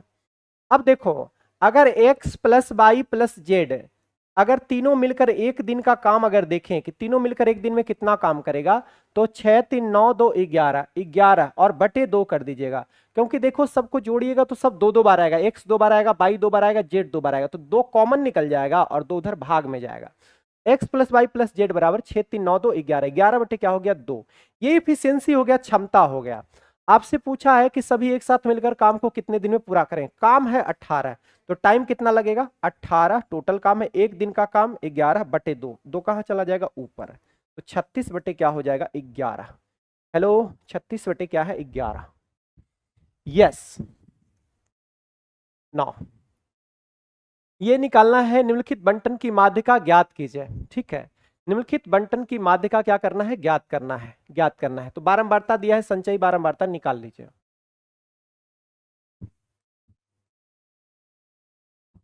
ठीक है, संचयी बारंबारता निकाल लीजिए भाई। ये हो गया कितना 20, ये कितना हो गया सर 39, ये कितना हो गया सर 30 30 60 और 9 2 11, 71, 70 और 20 90, 90, 70 20 90 और 7 और 1 8, 98, 98 और 2 कितना 100 और 10, 100 क्या हो गया 10, 110 हो गया, ठीक है 110 हो गया। माध्यिका का जो फॉर्मूला है, माध्यिका का जो फॉर्मूला है वो L प्लस है, L प्लस है आपका, L प्लस है N बटे 2 माइनस सी एफ बटे एफ और गुने क्या होता है H होता है, गुने क्या होता है जी H होता है H, ठीक है। L क्या है, N बटे 2 क्या है, देखो N बटे 2, N देखो क्या है N, इस सबको जोड़िए तो ये आपका N का मान आएगा, सबको जोड़िए तो N का मान आएगा, जोड़िए तो कितना होता है, थोड़ा कैलकुलेटिव वाला सवाल होता है। आप देखोगे 30 और 20 50, 50 और 2 52 है, 52, 52 और 20 कितना होता है 62, उसमें से एक घटा दीजिए तो 61 हो गया, 61 हो गया सर 61, और 27 और 12, 27 12 कितना हो गया सर, आप कहेंगे सर 7 2 9 2 1 3, तो 6 3 9 और ये कितना हो गया सर 100 आ गया, ये कितना हो गया 100, 9 1 10, 6 3 9 1 10, 100 आ गया सर 100, यही है 100 आ गया, n का मान 100 आ गया, n बटे 2 क्या हो जाएगा, तो आप कहेंगे 50 हो जाएगा। एक बार और जोड़ लीजिए, देखिए जोड़ने में गड़बड़ी नहीं होना चाहिए। 2 और 7 9, 9 2 11, 11 और 9 कितना होता है सर 11 और 9 20, 20 बचा कितना 2, 2 1 3, 3 2 5, 5 3 8, 8 1 9, 9 2 11, देखो हो गया ना गड़बड़ी, 110 आ रहा है, 110, 110, तो n बटे 2 जो आएगा वो 110 बटे 2 आएगा, यानी 55 आएगा, कितना आएगा 55, 55 आएगा, 61 नहीं होगा, ठीक है ओके सही कर दिया है मैंने, 55 है, ओके 55 है। अब देखिए तो इसमें कि 55 के रेंज में कौन है सर, ये आपका 39 तक है, आपको 55 चाहिए, तो 55 जो मिलेगा इससे अगले नंबर में, यानी इसमें मिलेगा आपको 55, ठीक है। 39 से आगे जो है आपको इस रेंज में आएगा, इस रेंज में आएगा भाई। तो यहाँ पे आप देखोगे कि इसका ये जो वर्ग दिया हुआ है इसमें लोएस्ट क्या है आपका 250, ये लोएस्ट क्या है आपका 250, तो ये जो आपका होगा L हो जाएगा 250, 250, n बटे 2 बराबर क्या है 55 है, 55, ठीक है 55, और माइनस, और उसके बाद कम्युनिकेटिव फ्रीक्वेंसी जो होता है वो इसके जस्ट पहले वाला होता है, यानी कि आपका ये 39 हो जाएगा, 39 होगा, और आपका f जो होगा f वो आपका होगा सर, f जो होगा वो आपका 32 होगा, 32, और गुने h देखिए अंतर कितने का है 50 का, अंतर कितने का है जी 50 का है, 50 का, ठीक है 50 का। तो ये आपका हो गया, यहां से आप इसको सोल्व कर दीजिए, इसको आंसर आ जाएगा, ठीक है इसको सोल्व करेंगे आपका आंसर आ जाएगा। तो सर यहां से देखो कितना हो जाएगा, तो 39 6 45, यानी कि 16 आएगा, 16 से ये कटेगा 2 बार में और 2 से ये कटेगा 25 बार में, ठीक है 25 बार में, तो 250 और प्लस 25 यानी कितना आ जाएगा 275, कौन सा आंसर है इसका, ऑप्शन नहीं दिया गया क्या, हाँ है ना, ऑप्शन नंबर क्या है? बी है। मैंने ऑप्शन यहाँ बीच में ही है, मुझे तो ऑप्शन ही नहीं दिख रहा था। 275 हो जाएगा बुआ, ठीक है। तो ये सवाल फॉर्मूला बेस होता है और इसमें कुछ नहीं। द्विघात समीकरण देखिए कि मूल प्राकृतिक क्या है। देखो मूल चेक कैसे करते हैं, विवेचक से डिस्क्रिमिनेंट निकालते हैं। डी बराबर होता है बी स्क्वायर माइनस 4ac होता है। डी स्क्वायर बराबर डी बराबर होता है बी स्क्वायर माइनस 4ac। अब ये देखिए कि है क्या, ये है क्या। अगर डी जो है, अगर डी बराबर है 0 के, तो आपके जो है दोनों के दोनों मूल जो है वो क्या है, समान होंगे और बराबर और आपके वास्तविक होंगे। ठीक है, समान होंगे और वास्तविक होंगे। अगर मान लो कि डी जो है वो 0 से क्या है, बड़ा है। डी जो है वो 0 से क्या है, बड़ा है। डी 0 से बड़ा है, इसका मतलब कि आपका जो है वास्तविक होंगे और असमान होंगे, दोनों अलग अलग होंगे। और डी जो है मान लो 0 से क्या है, छोटा है, तो यहाँ पे जो है अवास्तविक होंगे, वास्तविक नहीं होंगे। ये 3 आपके कंडीशन होते हैं। आप चेक कर लीजिए सर, बी का मान ये होता है, तो यहाँ पे -5 का स्क्वायर, -5 का स्क्वायर क्या हो जाएगा, 25 -4, ए कितना है, 3 है, और सी कितना है, 2 है।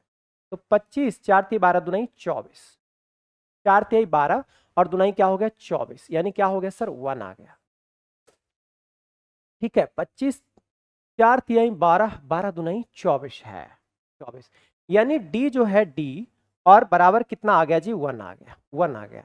तो आप देखोगे 1 जो है सर, 1 जो है वो 0 से क्या है सर, बड़ा है ना। यहाँ पे डी जो है, डी मैंने कहा कि डी सर 0 से क्या होना, 0 के अगर बराबर है, बराबर है, तब ये क्या है आपका, दोनों के दोनों क्या है, वास्तविक है, दोनों के दोनों वास्तविक है। ट्रिक से भी बनता है सर 126 नंबर। 126 नंबर का कोई ट्रिक नहीं है जी, 126 का कोई ट्रिक है क्या, नहीं है भाई। इसको तो फॉर्मूला से ही बनाना पड़ेगा, आपको इतना करना ही पड़ेगा। ठीक है, तो आप देखोगे यहाँ पे सर डी तो बराबर है नहीं, तो डी अगर बराबर नहीं है तो आपको जो है इक्वल एंड रूट जो है, इक्वल रियल तो नहीं होगा, यानी पहला ऑप्शन नहीं होगा।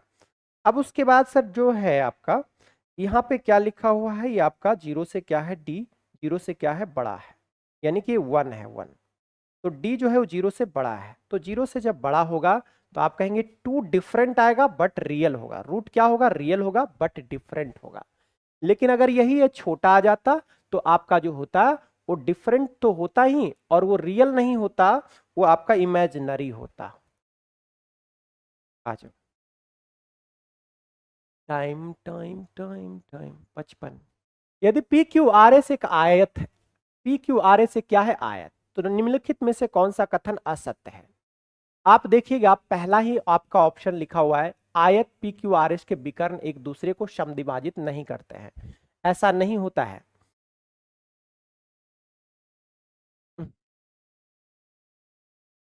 ठीक है सर, अच्छे से मैथ समझाए। बताइए ना कौन सा क्वेश्चन में दिक्कत लगा है, बताइए। कोई क्वेश्चन में दिक्कत लगा है तो आप बता सकते हैं, कोई दिक्कत नहीं है। ठीक है, तो आप देखोगे आयत के विकर्ण जो होते हैं एक दूसरे को समद्विभाजित करते हैं, एक दूसरे को समद्विभाजित यहाँ पे लिखा हुआ नहीं करते हैं। तो आपका जो हो जाएगा वो क्या हो जाएगा, 128 का ऑप्शन नंबर ए ही जो है आपका गलत है।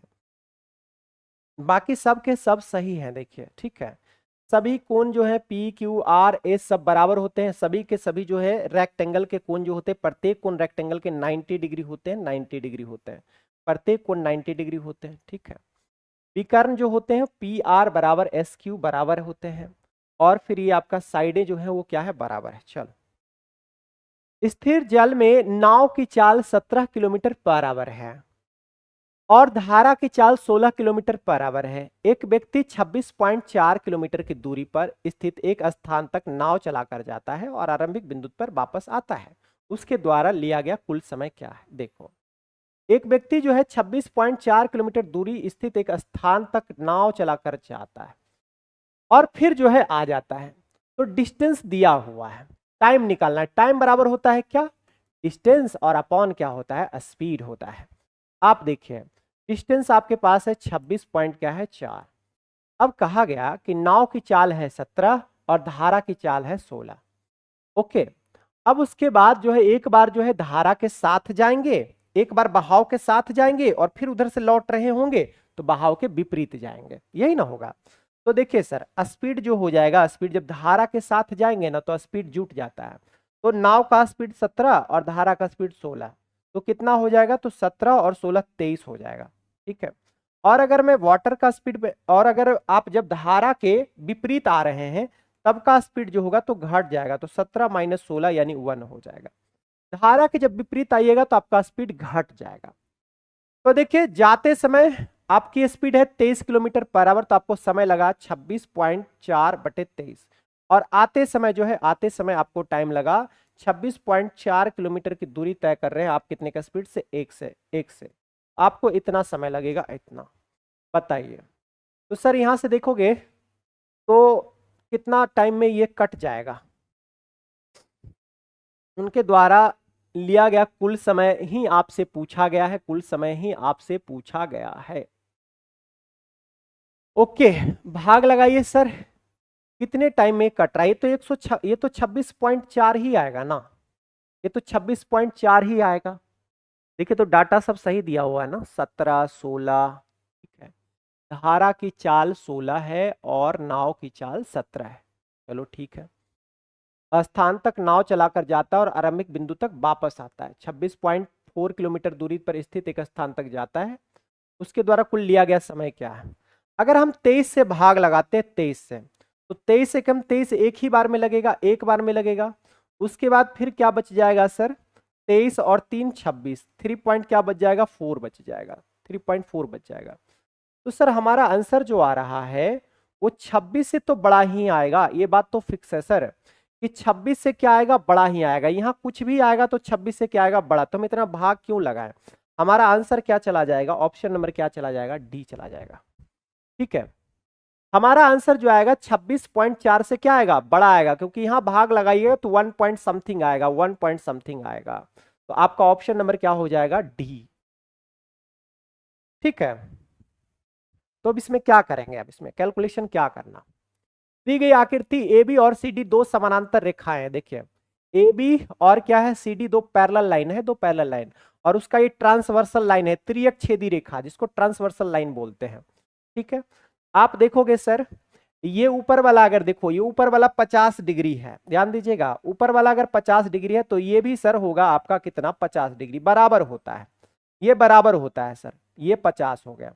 अब आपको देखो एक ही स्ट्रेट लाइन पे, एक स्ट्रेट लाइन पे, एक स्ट्रेट लाइन पे, एक स्ट्रेट लाइन पे आपका पूरा जो एंगल बनता है वो कितना डिग्री बनता है, 180 डिग्री बनता है, 180 डिग्री।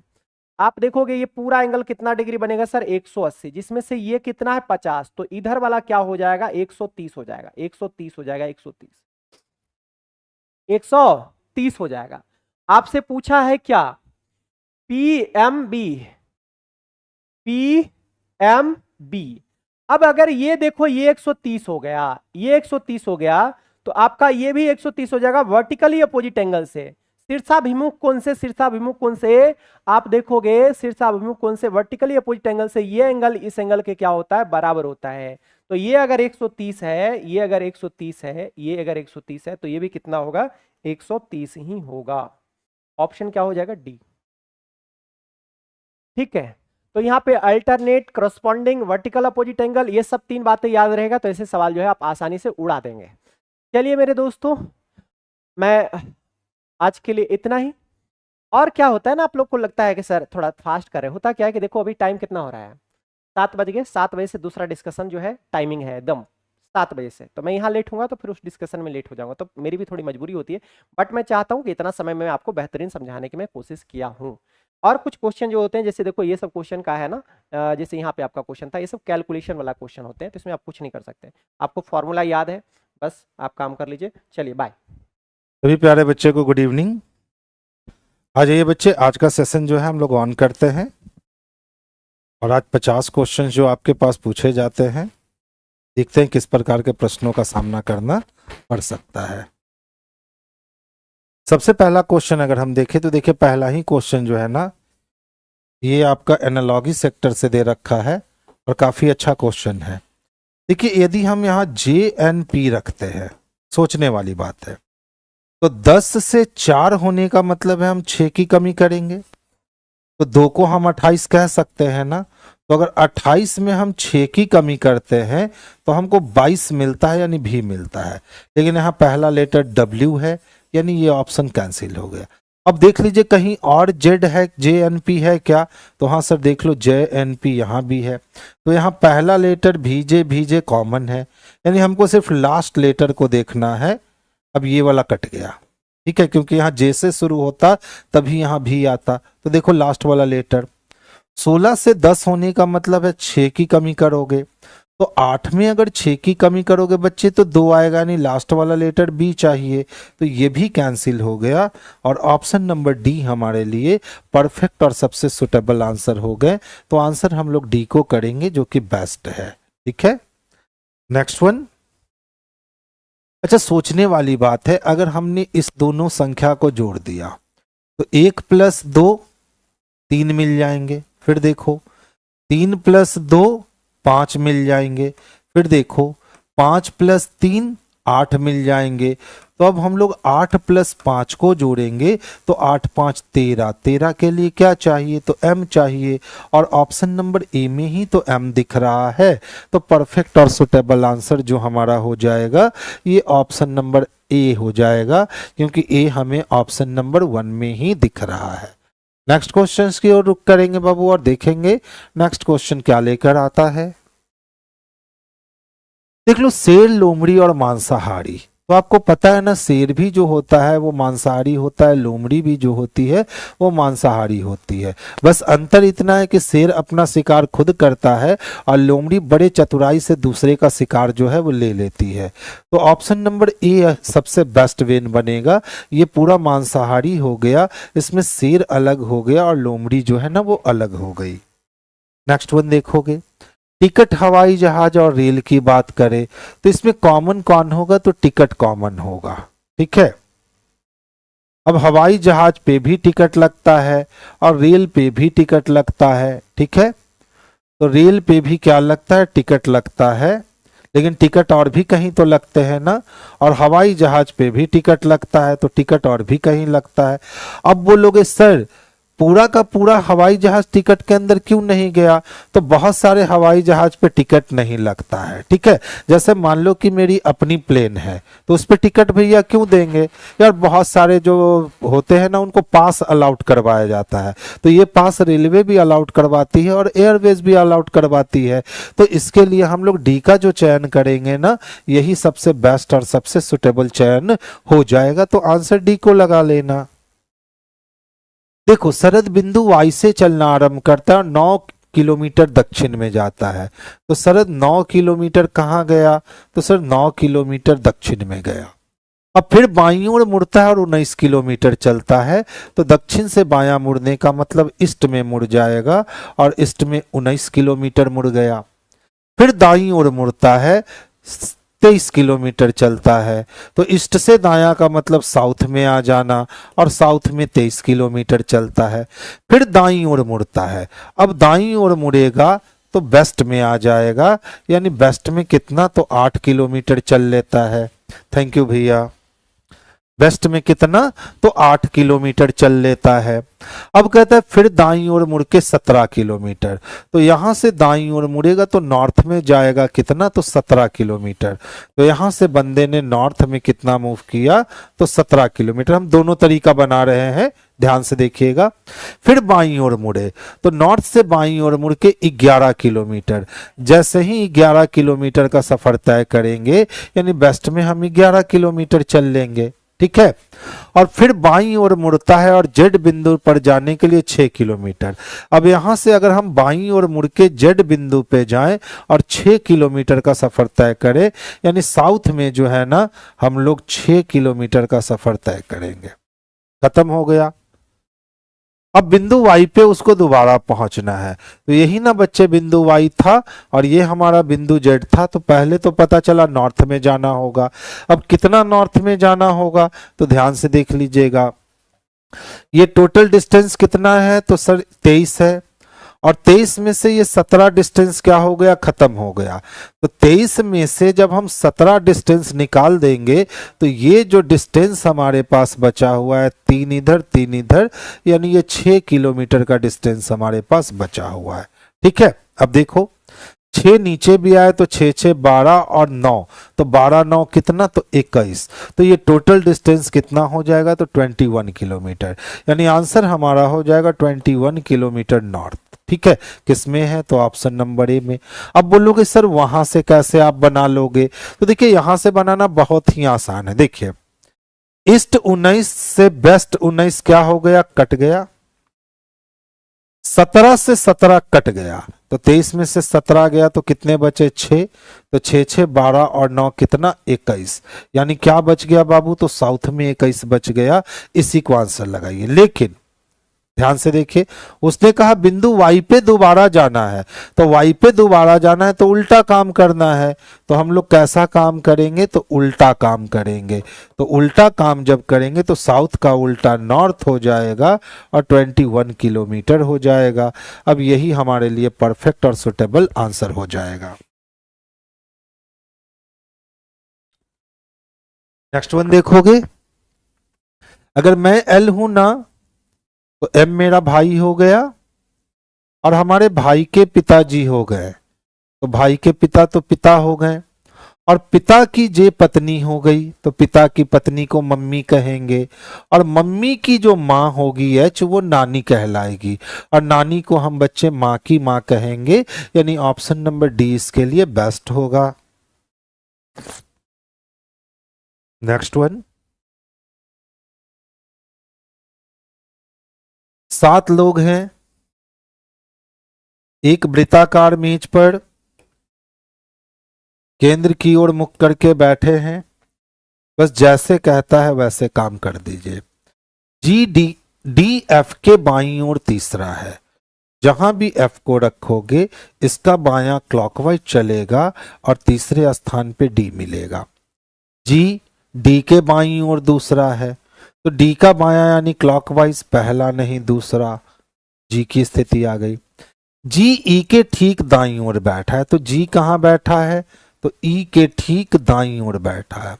बी ए के ठीक बाईं ओर बैठा है, तो 2 लोग के बैठने का व्यवस्था तो यही मिलेगा, और बी जो होगा ना बाबू, वो ए के ठीक बाईं ओर बैठेगा। अब देख लो एक कोई और बचा हुआ है, तो सी बचा हुआ है, सी को यहां रख लीजिए और आपकी अरेंजमेंट कंप्लीट हो गई। बी के सापेक्ष में डी का स्थान देखना है, तो देखिए अगर बी के सापेक्ष में हम डी का स्थान देखने जाते हैं तो तुरंत बाएं होगा। तो ठीक बाईं ओर किस में दे रखा है, तो ऑप्शन नंबर बी में दे रखा है, तो आंसर ऑप्शन नंबर बी को कर लेंगे।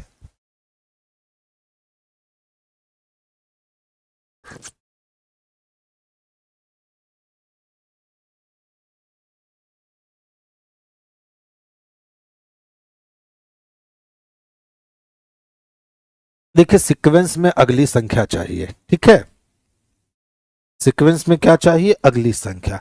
अगर ध्यान से देखोगे सीरीज बड़ा छोटा हो रहा है।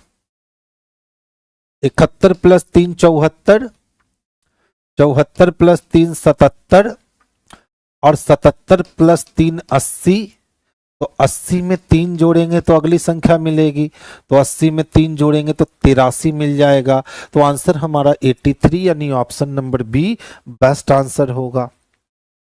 ध्यान से देखने वाली बात है, डी से ई, ई से एफ, एफ से जी, तो जी से एच होगा। अब देख लो इत्तेफाक से एक ही ऑप्शन में एच दे रखा है, तो इससे ज्यादा सोचने तक की जरूरत नहीं है, आंसर हम लोग डी को लगा लेंगे। पुस्तक पढ़ना एक बहुत अच्छी आदत है, सही है, पुस्तक पढ़ने से हमेशा नॉलेज आपको जो है ना वो बढ़ता रहेगा। तो कहता है पुस्तक पढ़ना एक बहुत ही अच्छी आदत है, क्योंकि यह हमारे कॉलेज या स्कूली शिक्षा के बाद भी हमारी सीखने की प्रक्रिया को क्या करता है, तो जीवित रखता है। बिल्कुल सही कह रहा है। तो कहता है सर इस स्टेटमेंट का निष्कर्ष निकालो, क्या निकलेगा। ठीक है, तो देखो आजकल हार्ड कवर पुस्तकों की तुलना में ई पुस्तक कहीं अधिक लोकप्रियता प्राप्त कर रही हैं। इसका निष्कर्ष से कोई लेना देना नहीं है, क्योंकि यहाँ बात हो रही है कि अगर हम पुस्तक पढ़ते हैं ना, तो पुस्तक पढ़ने से हमारा नॉलेज जो है वो हमेशा क्या होता है, तो बढ़ता रहता है। तो यहाँ पे तुलना की गई है हार्ड पुस्तक, यानी जो हम लोग पुस्तक पहले पढ़ते थे, अभी पुस्तक मोबाइल पे पढ़ लेते हैं, उसकी बात करी गई है। तो ये कंक्लूजन नहीं निकलेगा, लिंक से एकदम हट गया बिल्कुल। अगला चलते हैं। पुस्तक पढ़ने की आदत को जीवित रखना, विद्यार्थी बहुत ज्ञान प्राप्त करते हैं और भाषा में सुधार करते हैं। बिल्कुल कंक्लूजन निकाल सकते हैं, क्योंकि अगर आप कंटिन्यू पुस्तक पढ़ रहे हो, आज ये पुस्तक, फिर वो खत्म हो गई दूसरी, वो खत्म हो गई दूसरी, तो आपका नॉलेज हमेशा क्या होगा, बढ़ता रहेगा और भाषा पे आपकी पकड़ अच्छी हो जाएगी। तो 2 नंबर सही है। 2 नंबर बच्चे किस में है, तो ऑप्शन नंबर ए में दे रखा है बाबू, तो आंसर ऑप्शन नंबर ए को कर लेना। अच्छा ध्यान से देखोगे तो ए का अपोजिट तो जेड मिला, ई का अपोजिट भी मिला और जे का अपोजिट क्यू मिला अपोजिट, तो बी का अपोजिट वाई होगा ना, और वाई इत्तफाकन एक ही ऑप्शन में दे रखा है, तो आगे मेहनत क्यों करना, आंसर ऑप्शन नंबर ए को कर लीजिए। देखिए आपके पास 4 शब्द है, ईंट मोती पान हुक्म, ठीक है, इसमें मोती अलग हो जाएगा। ताश के पत्ते में ईंट होता है ना, जिसको हम लोग ठिकरी कहते हैं, काला पान और लाल पान भी होता है, और हुक्म भी होता है जिसको चिड़िया कहते हैं, ठीक है। लेकिन ताश के पत्ती में मोती हमें कभी भी देखने को नहीं मिलता है, तो यही मोती जो है ना बच्चे, इस चारों में अदर से डिफरेंट है, तो मोती को आंसर कर लीजिएगा, जो कि सबसे परफेक्ट होगा। आटा, मलाई, पैनकेक और करछुल, करछुल अलग हो जाएगा, ठीक है। ये सब खाने वाला आइटम है, आटा से रोटी खा सकते हैं, आटा से पैनकेक भी बना सकते हैं, मलाई भी खाते हैं, लेकिन करछुल को हम बनाने में लाते हैं, वो हमारा क्या है, तो बर्तन यानी क्रॉकरी का आइटम है, इसीलिए हमारा डी नंबर ऑप्शन जो है ना, ये अदर से डिफरेंट हो जाएगा। और डी एक्चुअल में किस में दे रखा है, तो ए में दे रखा है, तो ए को कर लेना। देखो कहता है सर लव को हमने 54 लिखा है, लव को क्या लिखा है बाबू, तो 54 लिखा है। ध्यान से समझोगे, देखो ये 22 है ना, 22 2 24 10 34 हो गए, ठीक है। 34 और 1 कितने, 35, और 35 और 15 50, और इसमें से 1 लिए थे तो 4 बचा, तो 50 4 54, यानी बस कुछ नहीं किया है, रियल वैल्यू को लिख दिया है, और रियल वैल्यू को लिख करके और आपस में संख्याओं को जोड़ दिया है। तो कहता है सर बताओ टीयर को कैसे लिखोगे, यही है ना। तो देखो 20 और 5 25, ठीक है, ऐसे जोड़ लो, 20 और 20 40 और 4 44, तो टोटल हमारा क्या हो जाएगा, तो 44 हो जाएगा। राउंड फिगर जोड़ोगे ना तो जल्दी जुट जाएगा। देखो 20 5 1 18, ठीक है। तो ध्यान दीजिएगा, 1 मिनट जोड़ दीजिएगा तो कितना हो जाएगा, तो 44 हो जाएगा। नेक्स्ट क्वेश्चंस की ओर चलते हैं और देखते हैं। देखिए इस टाइप का जो क्वेश्चंस होता है ना, एक्चुअल में बड़ा ही आसान क्वेश्चन होता है, बहुत आसानी से कर लोगे। सी का संबंध किससे चाहिए बाबू, तो ई से चाहिए। तो देखो कहता है और ई का भाई है, तो और किसके लिए, तो डी के लिए, तो डी कौन है, तो ई का भाई है। अब मेरा भाई जो है ना वो बी का बेटा है, तो मेरा भाई जब बी का बेटा है, यानी बी मेरे पापा या मम्मी हो गए, और ए की माँ बी की बहन है, तो ए की जो माँ है ना वो बी की बहन है, तो मेरे पापा या मम्मी की जो बहन होगी, यानी मेरी मौसी या बुआ जो होगी, वो ए की माँ होगी, तो ये मेरा मौसेरा भाई हो सकता है, ठीक है, या तो फिर मेरा फुफेरा भाई हो सकता है। और सी की पुत्री है, तो और किसके लिए, तो और ए के लिए, तो ए जैसे ही सी की पुत्री हो जाएगी, तो इसकी माँ कौन है, तो सी हो गई। तो सी जैसे ही माँ हो गई, तो मेरे पापा या मम्मी की बहन हो गई सी, तो पापा या मम्मी की बहन को क्या कहेंगे, सी की पुत्री है, तो सी मेरे चाचा हो सकते हैं या मेरे मामा हो सकते हैं। तो देखिए चाचा दिया है लेकिन मामा नहीं दिया है, तो आंसर सी को ए को कर लीजिएगा, यानी परफेक्ट आंसर हमारा चाचा हो जाएगा। अब पूरे ट्रेडिशनल के साथ कर लेते हैं। ए बी की माँ, ए की माँ बी की बहन है, तो कोई ए की माँ है, कौन है मालूम नहीं, वो किसकी बहन है, तो बी की बहन है, और सी की पुत्री है। तो ए जो है ना वो पुत्री है, किसकी पुत्री है, तो सी की पुत्री है। डी बी का बेटा है, और डी जो है ना वो बी का कौन है, तो बेटा है, और ई का भाई है, तो डी जो है ना वही ई का कौन है, भाई है। ठीक है, ई का भाई है। अब कहता है कि सर सी की पुत्री है, तो सी तो यहां है ना, तो केस नंबर 1 सी यहां भी हो सकती है, या केस नंबर 2 सी जो है अगर वो लड़का हो गया तो यहां भी हो सकता है। अब सी का ई से संबंध चाहिए, तो देखिए अगर हम हैं तो मेरे भाई के पापा या मम्मी, ठीक है, तो मेरे भी पापा या मम्मी, और मेरे पापा या मम्मी की बहन, तो या तो बुआ या तो मौसी, तो बुआ और मौसी भी सी हो सकती है, लेकिन बुआ और मौसी कहीं दिया नहीं, तो बुआ और मौसी का पति, ठीक है, तो हम बुआ के पति को क्या कह सकते हैं, फुफ्फा कह सकते हैं, तो बुआ के पति को फुफ्फा कहेंगे, लेकिन यहाँ फुफ्फा को इंग्लिश में क्या कहेंगे, अंकल कहेंगे, या मौसी के पति को मौसा कह सकते हैं, तो अंकल कहेंगे। तो हिंदी में तो हमारा चाचा ही कह सकते हैं ना अंकल को, और हम कुछ कह नहीं सकते हैं, तो फिर वहां हमें आंसर ए लगाना पड़ेगा ऑप्शंस की कमी के कारण। देखो, मीनू उसके घर के नजदीक दाहिनी तरफ किराने की दुकान में जाती है, उसके घर का प्रवेश द्वार पूरब की ओर है, तो उसके घर का जो प्रवेश द्वार है ना वो पूरब की ओर है, यानी अपने घर से मीनू निकलेगी और पूरब में जाएगी, ठीक है, और अपने दाईं तरफ वो किराने की दुकान में जाती है। दुकान में प्रवेश करने के बाद वो दाईं ओर मुड़ती है, और दुकान में प्रवेश करने के बाद वो दाईं ओर मुड़ती है, ठीक है, और ताजे उत्पाद वाली गैलरी की ओर चलती है। वो किस दिशा में चल रही है, तो बच्चे अगर इधर ईस्ट है तो वो वेस्ट डायरेक्शन में जा रही है, यानी आंसर हमारा ऑप्शन नंबर बी जो है ना यही सबसे सुटेबल आंसर हो जाएगा। तो आंसर प्यारे बच्चे हम लोग बी को कर लेंगे। अच्छा क्वेश्चन था। देखिए 27 से 24 होने का मतलब है आप 3 की कमी करोगे, और 24 में अगर 3 की कमी करोगे तो 21 यू के लिए चाहिए जो ऑलरेडी सब में है। अब 3 में 3 की कमी करोगे तो 0, तो 26 में 3 की कमी करोगे तो 23 यानी W हो गया। तो यू के साथ क्या चाहिए, तो W चाहिए। चलिए अब देखिए 5 में अगर 3 की कमी करोगे तो 2, तो 28 में 3 की कमी करोगे तो 25 यानी किसके लिए, तो ऑप्शन नंबर डी के लिए। तो परफेक्ट और सुटेबल आंसर हमारा ऑप्शन नंबर डी जो है ना यही बेस्ट होगा। देखिए कहता निम्नलिखित में से कौन सा विकल्प अंग्रेजी वर्णमाला में बाएं से 15वें के दाईं ओर 8वां, तो बाएं के दाएं जोड़ दो, 15 8 23 हो गया। बाएं से 23 किसके लिए, तो W के लिए। तो देखिए पहले बाएं से कितना बोल रखा है, तो 15, और के दाईं ओर बोल रखा है, तो के दाईं ओर कितना है, तो 8वां। तो अपोजिट डायरेक्शन है, जोड़ेंगे 15 8 हमारा 23 हो गया, और ये 23 किधर से होगा, तो लेफ्ट से 23, और लेफ्ट से 23 बच्चे किसके लिए होता है, तो W के लिए होता है।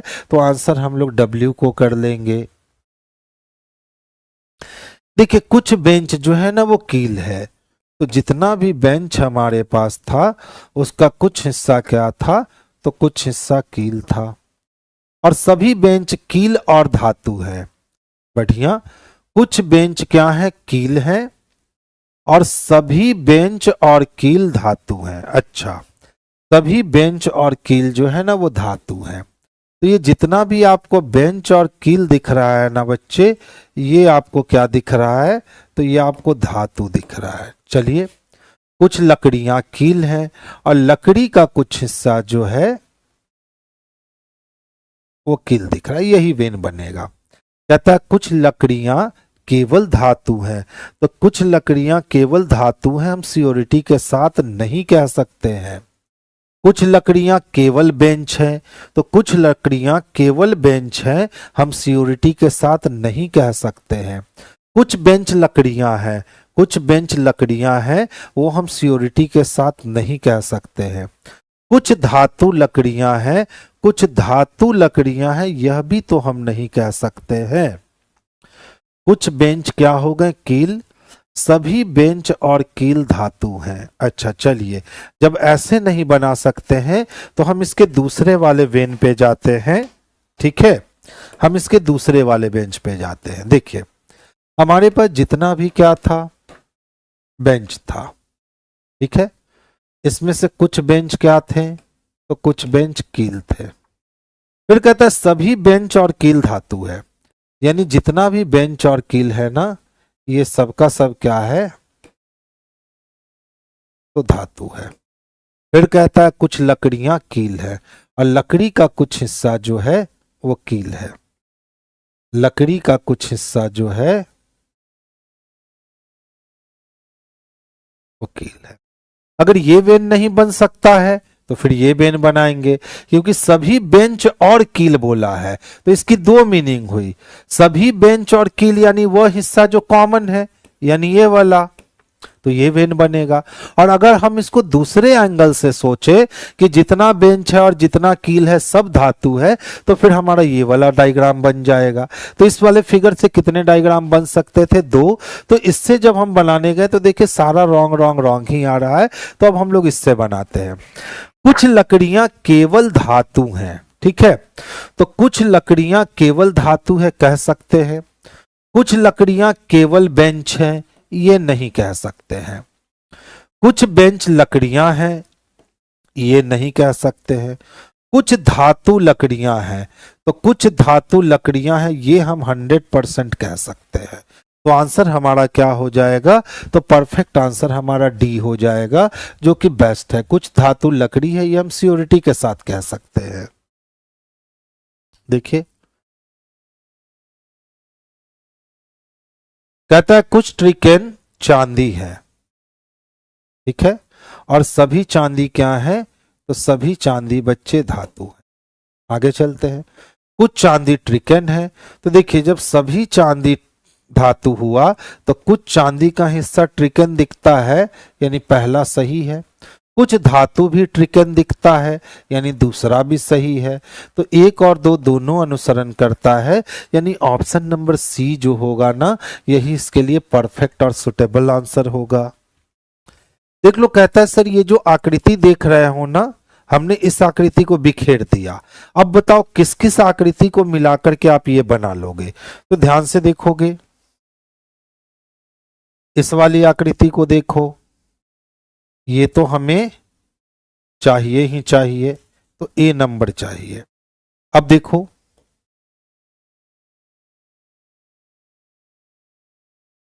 बी नंबर आकृति को देखो, मिल गया, तो बी भी चाहिए।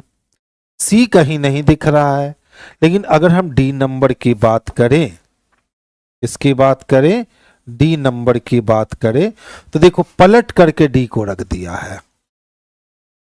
पलट करके किसको, डी को रख दिया है, यानी डी भी इसके लिए चाहिए। तो ए बी और डी मिलकर के हमारा काम कर देगा।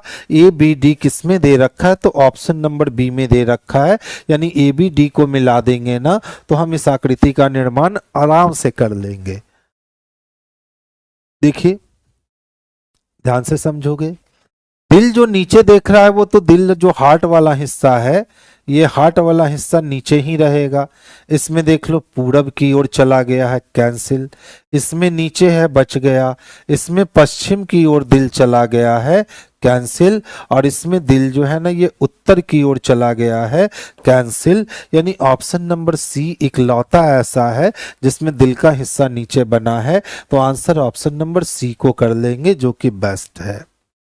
देखो इंडियन प्रोफेशनल फुटबॉल क्लब के सीईओ ने कहा, ठीक है, तो कोई संस्था है जिसका नाम इंडियन प्रोफेशनल फुटबॉल क्लब है, और उसके सीईओ ने कहा कि मिगुएल एंजल पुर्तगाल को उनके सहायक गोंजालो यार्जा द्वारा आने वाले सीजन में स्टेलनियस की महिमा के लिए तैयार करने की तैयारी में शामिल किया जा रहा जाएगा। बहुत बढ़िया। अब देखिए, जो इस फुटबॉल क्लब के सीईओ थे, उन्होंने किसी व्यक्ति को लाया, ठीक है, और उन्होंने कहा कि अगला जो कप होने वाला है, ठीक है, उस कप में आपको तैयार, वो कप लाने के लिए, आपको तैयार करने के लिए हम लोग किनको, तो मिगुएल एंजेलन पुर्तगाल को उनके सहायक गोलोजो यार्जा द्वारा, यानी दो लोगों को ला रहे हैं, इनको भी ला रहे हैं और उनको जो सहायक है उनको भी ला रहे हैं। क्यों? ताकि जो आने वाला सीजन है ना, स्टेलनियस कोई नाम हो गया, कोई शहर उहर का नाम होगा, उसकी महिमा के लिए तैयारी करने के लिए शामिल करना है। तो सिंपल है, एक फाइनल बंदे को उसके सहयोगी के साथ टीम में जगह मिली है कि भैया आप वर्ल्ड कप जिताइए। जैसे देखिए राहुल द्रविड़ थे, ठीक है, राहुल द्रविड़ की जब खत्म हुई तो अब कौन है, तो गौतम गंभीर आए, उन्होंने अपनी टीम चुनी, उस पर मेहनत करी और उन्होंने फिर वर्ल्ड कप जीता है। तो ऐसे ही यहां भी सिलसिला चलने वाला है। तो कहता है सर बताओ निष्कर्ष क्या होगा। तो सीईओ का मानना है कि नया कोच टीम के प्रदर्शन में वृद्धि करेगा। बिल्कुल सीईओ ये मान रहे होंगे कि हम जो नया कोच और उनके सहयोगी को अपने टीम में ला रहे हैं ताकि वो हमारे बच्चों को तैयारी करवा सके, जिससे हम लोग अगला जो सीजन है वो जीत जाएं, तो उनको यह यकीन होगा कि वो टीम में अच्छा प्रदर्शन करवा लेंगे। दूसरा, सीईओ चाहता है कि आने वाले सीजन के लिए फुटबॉल टीम सर्वश्रेष्ठ प्रदर्शन करे। अब सारा प्रदर्शन सर्वश्रेष्ठ हो तो जीतने के लिए ही तो उन्होंने ऐसा काम किया। तो एक और दो दोनों अनुसरण कर लेगा बाबू। और देखिए दोनों किसमें है, तो ऑप्शन नंबर डी में अच्छा वाला क्वेश्चन है। अगर क्वेश्चन को नहीं समझ पाइएगा स्टेटमेंट को, तो कंक्लूजन तक नहीं पहुंच पाइएगा। कुछ व्यक्ति उत्तर की ओर मुख करके एक पंक्ति में बैठे हैं। चलिए, डी एच के दाईं ओर बगल में है, तो जहां भी एच को रखोगे उसके दाईं ओर बगल में डी को। ए सी के बाईं ओर तीसरा है, तो सी के बाईं ओर पहला दूसरा तीसरा कौन है, तो ए है। दोनों का कोई संपर्क नहीं है, अलग बनाए। एच और एल के बीच तीन लोग हैं, तो देखिए एच और एल के बीच जब तीन लोग हैं तो इसके साथ वाइस वर्सा केस होगा, क्योंकि हम प्रूफ नहीं कर पाएंगे कि कौन दाया कौन बाया। अब कहता है एल सी के दाईं ओर पांचवा है और सी के दाईं ओर पहला दूसरा तीसरा चौथा और पांचवा कौन है, एल है। चलिए, फिर कहता है कि डी पंक्ति के दाएं सिरे पर बैठा। देखिए पहला फिक्स क्लू हमारा मिल गया कि सर डी जो है ना वो पंक्ति के कहाँ है, तो दाएं सिरे पर बैठा है। तो डी को हमने पंक्ति के दाएं सिरे पर बैठाया। डी के जस्ट बगल में कौन है, तो डी के जस्ट लेफ्ट में हमारा एच है। ठीक है, अब हमें पता है कि एल और एच के बीच में कितने लोग हो सकते हैं, तो 1 2 3। तो चूंकि डी दाएं छोर पर बैठा है तो वो 3 लोग इधर नहीं हो सकता। तो 1 2 3 लोग जब बीच में छोड़ेंगे तो ये चौथा पोजीशन एल को मिलेगा। अब देख लो, एल के बाद 1 2 3 4 गैप करके, तो एल सी के दाईं ओर पांचवा था, तो एल के बाद 4 गैप करेंगे, 1 2 3 4 गैप करेंगे, तो यहां पोजीशन सी लेगा। अब सी के साथ कंडीशन था कि ए सी के बाईं ओर तीसरा है, तो सी के बाईं ओर पहला दूसरा तीसरा, ये पोजीशन ए का बन गया।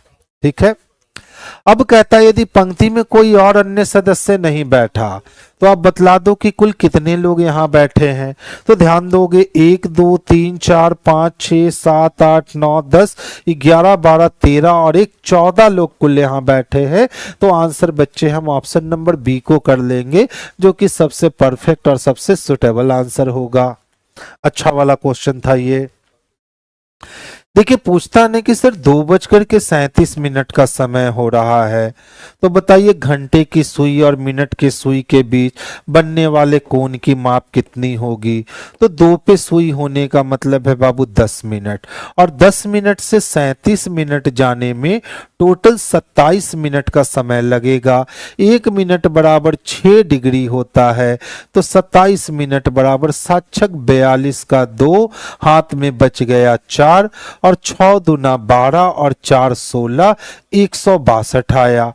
और जब भी घंटे से मिनट की ओर जाएंगे तो मिनट के आधा को घटाएंगे, तो देखिए तो 37 का आधा कितना हो जाएगा, तो 18.5 डिग्री इसमें माइनस हो जाएगा। तो 10 में से 5 गया 5 बचे, 11 में से 8 गया तो 3 बचा, और 5 में से 1 गए तो 4, यानी 143.5 डिग्री का कोण ऑप्शन नंबर सी में स्पष्टता दिख रहा है। तो परफेक्ट और सुटेबल आंसर हम लोग जो है ऑप्शन नंबर सी को कर लेंगे। देखिए नदियां गंगा और जल निकाय, नदियां गंगा और क्या है, जल निकाय। तो पूरा जल निकाय के अंदर नदी आएगा, बी नंबर को लगा लीजिए, ये पूरा जल निकाय हो गया, ठीक है। उसके अंदर कौन आया, तो नदी आया, और नदी के अंदर कौन आया, तो गंगा आया, यानी ऑप्शन नंबर बी जो है ना यही इसके लिए परफेक्ट आंसर होगा। देखो एक ही पासे को 4 बार घुमाया ना, और कहता है सर बता दो प्लस के अपोजिट में क्या होगा। पहले में प्लस है छोड़ दो, तीसरे में प्लस है छोड़ दो, चौथे में प्लस है छोड़ दो। जिसमें प्लस नहीं है ना आप समझो वो है ही नहीं, इसको छिपा लो, ठीक है। तो जिसमें प्लस नहीं है आप समझो वो है ही नहीं, तो आपके पास 4 नहीं 3 पासा है। अब ढूंढ लो कि कौन है जो बिल्कुल इस तीनों में नहीं दिख रहा है। तो देखिए एंड तो दिख रहा है ना, खत्म, माइनस दिख रहा है ना, खत्म, स्टार दिख रहा है ना, खत्म, डॉलर इस तीनों में नहीं दिख रहा है, तो यही हमारा आंसर हो जाएगा, यानी ऑप्शन नंबर ए को हम लोग परफेक्ट आंसर बना लेंगे। ध्यान से देखो जितने भी लैंप थे, ठीक है, वो सभी के सभी क्या थे, तो लालटेन थे, और सभी लालटेन मसाल थे। जितना भी लालटेन था वो क्या था बच्चे, तो मसाल था, और सभी मसाल मोमबत्ती हैं।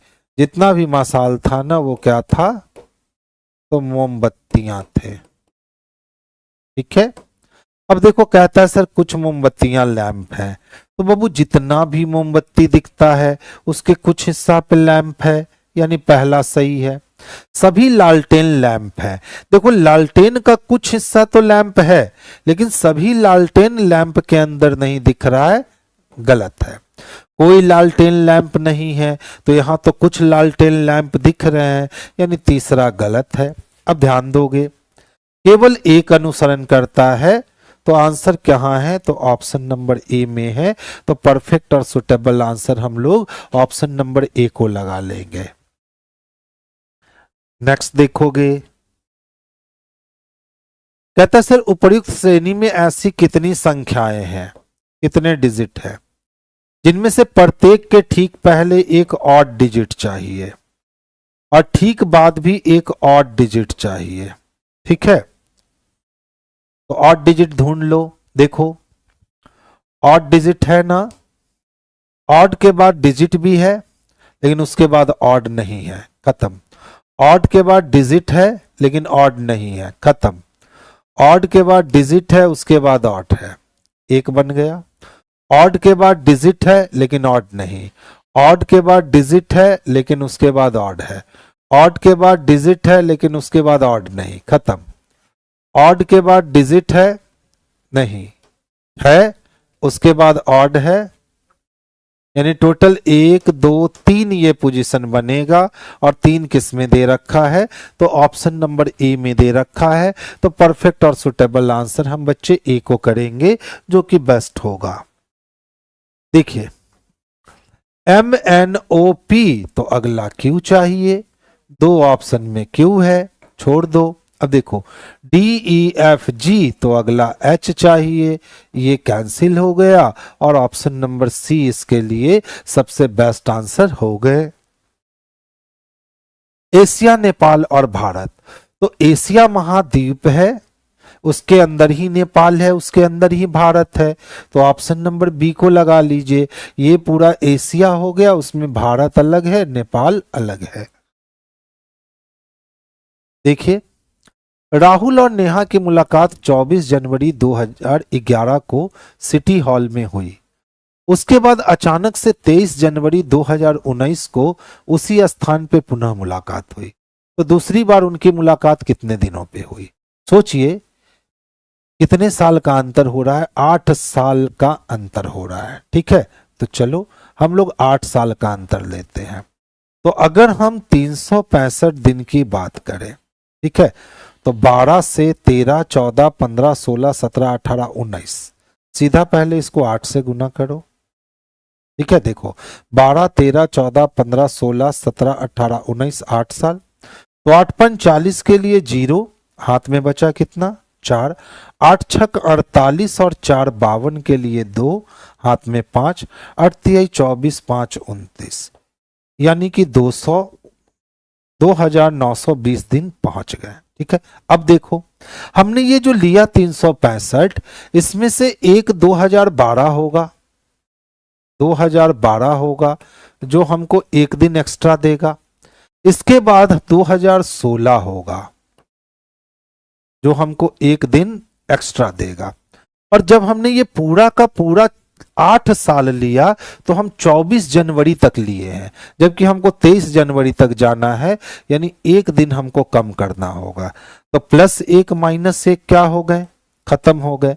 अब एक और प्लस करने हैं, तो एक और हमने प्लस कर दिया, तो 29 21 हमारा आंसर हो जाएगा, जो कि स्पष्टता हमें ऑप्शन नंबर बी में देखने को मिल रहा है। तो परफेक्ट और सुटेबल आंसर हम लोग ऑप्शन नंबर बी को कर लेंगे, यही सबसे बेस्ट आंसर होगा। अच्छा वाला क्वेश्चन था। देखिए सभी चीनी गुड़ है ना, यानी आपको जितना भी चीनी दिखता है ना बाबू, ये सभी चीनी क्या दिखता है? तो गुड़ दिखता है। और कोई भी गुड़ स्वीटनर नहीं, यानी गुड़ की दुश्मनी किससे हो रखी है? तो स्वीटनर से हो रखी है। चलिए, और सभी स्वीटनर फल है, जितने भी स्वीटनर है ये सब के सब क्या है? फल है। अब देख लो क्या कहता है, कोई भी चीनी स्वीटनर नहीं है। तो चीनी और स्वीटनर के बीच में 100% वाली दुश्मनी है, और जब 100% वाली दुश्मनी हो दो वेन डायग्राम के बीच में, तो उसके बीच में निगेटिव कुछ भी बोलेंगे ना वो सही होगा। तो पहला सही है। कुछ गुड़ स्वीटनर है, देखो गुड़ और स्वीटनर के बीच में 100% की दुश्मनी, पॉजिटिव कुछ भी बोलोगे गलत। कुछ गुड़ चीनी है, तो देखो गुड़ का कुछ हिस्सा चीनी है ना, यानी 3 नंबर सही है। तो 1 और 3 अनुसरण करता है, जो स्पष्टता हम ऑप्शन नंबर ए में देख पा रहे हैं। तो परफेक्ट आंसर हमारा ऑप्शन नंबर ए जो है यही हो जाएगा। देखिए इनटू का मतलब है डिवीजन लगा दो। चलिए, और डिवीजन का मतलब है कि आप प्लस कर दो, माइनस का मतलब है इनटू कर दो, और प्लस का मतलब है कि माइनस कर दो। तो चलिए सबसे पहले हम इसको काटते हैं। तो देखो 7 चको 28 कट गया, 4 चको 16 हो गए, यानी 392 प्लस 16 और -10 करेंगे, प्लस माइनस माइनस होगा, यानी 392 और +6 होगा। इसका मतलब 398 हमारे लिए परफेक्ट आंसर हो जाएगा, जो कि स्पष्टता हम ऑप्शन नंबर ए में देख पा रहे हैं। तो आंसर बच्चे ऑप्शन नंबर ए को लगा लेना, यही परफेक्ट है। नेक्स्ट वन देखिए, कहता यदि पहला तत्व प्रतीक है जो कि बिल्कुल नहीं है, कैंसिल। पहला तत्व एक विषम संख्या है, तो पहले और अंतिम तत्व को क्रमशः किससे कोड कीजिए? तो इससे कोड कीजिए। ठीक है, तो देखो अगर ऐसी व्यवस्था, यदि पहला तत्व एक विषम संख्या है तो पहले और अंतिम तत्व को क्रमशः इससे और एन से कोड कीजिए। तो देखिए 1 number option cancel, B number cancel, C number cancel, इकलौता बचा कौन? तो डी नंबर ही बच गया। तो परफेक्ट आंसर हम ऑप्शन नंबर डी को कर देंगे, जो कि बेस्ट आंसर होगा। देखो 2, 14, 70, 210, अगला क्या? ध्यान दोगे, 2 को 7 से गुना किए तो 14, और 14 पचे कितने होगा? 70। 70 को 3 से गुना करोगे तो 210, यानी अब गुना किससे होगा? तो 1 से होगा, यानी आंसर हमारा 210 ही होगा, जो कि स्पष्टता हम ऑप्शन नंबर सी में देख पा रहे हैं। देखिए अमरदीप अपने कार्यालय से ड्राइव करना शुरू करता है और अमरदीप दक्षिण की ओर जाता है 8 किलोमीटर, फिर बाएं मुड़ेगा तो पूरब में आ जाएगा और पूरब में चलेगा 15 किलोमीटर, उसके बाद तय करके सिटी सेंटर पहुंच जाता है। ठीक है, अब कहता है देख लो, अमरदीप का कार्यालय सिटी सेंटर और उसके घर से क्रमशः किस दिशा में है? ठीक है, तो अमरदीप कार्यालय से चल करके जब सिटी सेंटर पहुंचा है, कहां पहुंचा है? सिटी सेंटर पहुंचा है। तो जब सिटी सेंटर वो पहुंचा है तो दक्षिण और पूरब है। ठीक है, तो अमरदीप का कार्यालय सिटी सेंटर से कहां है? तो उत्तर पश्चिम हो जाएगा, यानी पहला हमको उत्तर पश्चिम चाहिए, एक ही में है, आंसर हो गया। ठीक है, फिर देखो यहां से वो क्या करता है, तो वामावर्त 90 डिग्री घूमता है। तो ईस्ट से जब वामावर्त घूमेंगे तो नॉर्थ में घूमेंगे और कितना? 8 किलोमीटर की दूरी तय करके सिटी पैलेस पहुंच जाएंगे। सिटी पैलेस से बाएं मुड़ता है तो नॉर्थ से बायां मुड़ने का मतलब है वेस्ट में मुड़ जाएगा और 8 किलोमीटर चल के अपने घर पहुंच जाता है। ठीक है, अब देख लो घर का डिस्टेंस निकाल रहे हैं, तो नॉर्थ साउथ क्या हो गया? कैंसिल हो गया, वेस्ट कैंसिल हो गया, ईस्ट में 7 बचा। तो पूछ रहा अमरदीप का कार्यालय सिटी सेंटर से और उसके घर से कहां है? तो सिटी सेंटर से उसका कार्यालय उत्तर पश्चिम में है, लेकिन घर से उसका कार्यालय पूरब का उल्टा पश्चिम पश्चिम में है। ऑप्शन नंबर ए होगा। चलिए अब आपके डिजाइन से बना देते हैं। देखिए अमरदीप का ये कार्यालय था। ठीक है, अब कार्यालय से वो दक्षिण की ओर चलता है 8 किलोमीटर, तो 8 किलोमीटर चल लिया, फिर बाईं ओर मुड़ता है और चलता है 15 किलोमीटर, और यहां वो कहां पहुंचता है? सिटी सेंटर पहुंचता है। ठीक है, फिर वामावर्त 90 डिग्री मुड़ के 8 किलोमीटर, तो एंटी क्लॉक का मतलब लेफ्ट मुड़ेगा और कितना चलेगा? 8 किलोमीटर, और सिटी पैलेस पहुंचता है। ये क्या है? तो सीपी है, सिटी पैलेस पहुंचता है। वहां से बाईं ओर मुड़ता है, 8 किलोमीटर की दूरी तय करके घर की ओर चलता है, और यहां से दायां नहीं, यहां से बायां मुड़ता है। ठीक है, और यहां से बाईं ओर मुड़ के 8 किलोमीटर चल के वो कहां पहुंच जाता है? तो वो घर पहुंच जाता है। बन गया। अब देख लो प्रश्न क्या है, अमरदीप का कार्यालय सिटी सेंटर, तो अमरदीप का कार्यालय सिटी सेंटर से कहां मिलने वाला है? तो नॉर्थ वेस्ट में मिलने वाला है। ठीक है, और फिर पूछता है और उसके घर से, तो देखिए घर से कहां मिलने वाला है? तो घर से पश्चिम में मिलने वाला है, तो बेस्ट हो गया, यानी नॉर्थ वेस्ट और बेस्ट हमारा आंसर होगा, जो कि ऑप्शन नंबर ए में हम स्पष्टता देख पा रहे हैं। तो आंसर ऑप्शन नंबर ए को कर लेंगे। अच्छा वाला क्वेश्चन था, एकदम इंटरेस्टिंग क्वेश्चन था। नेक्स्ट वन देखोगे, देखिए ए की नीस, ए बी की नीस है, तो बी की नीस होने का मतलब है बी का भाई या बहन होगा और उसकी बेटी होगी ए, तभी बी की नीस कहलाएगी। जो सी का इकलौता बेटा है, तो जो किसके लिए? तो ए बी की नीस है, जो सी का इकलौता बेटा है, तो ए बी की नीस है जो सी का, तो जो हो गया बी के लिए, यानी बी कौन है? तो सी का इकलौता बेटा है। अब देखो बी जब सी का इकलौता बेटा होगा, इसका मतलब यह शख्स प्लस नहीं ये शख्स माइनस होगी। ठीक है, डी सी का पति है और डी जो है ना बच्चे वो सी का पति है। चलिए, ए की मां का बी से क्या संबंध है? तो चूंकि बी अपने मम्मी पापा का इकलौता बेटा है तो ए की मां जो होगी वो बी की बहन हो जाएगी, यानी ऑप्शन नंबर सी इसके लिए परफेक्ट और सबसे सुटेबल आंसर होगा। तो आंसर हम लोग सी को कर लेंगे। अच्छा प्रश्न था, ध्यान दो। MONOLATERALS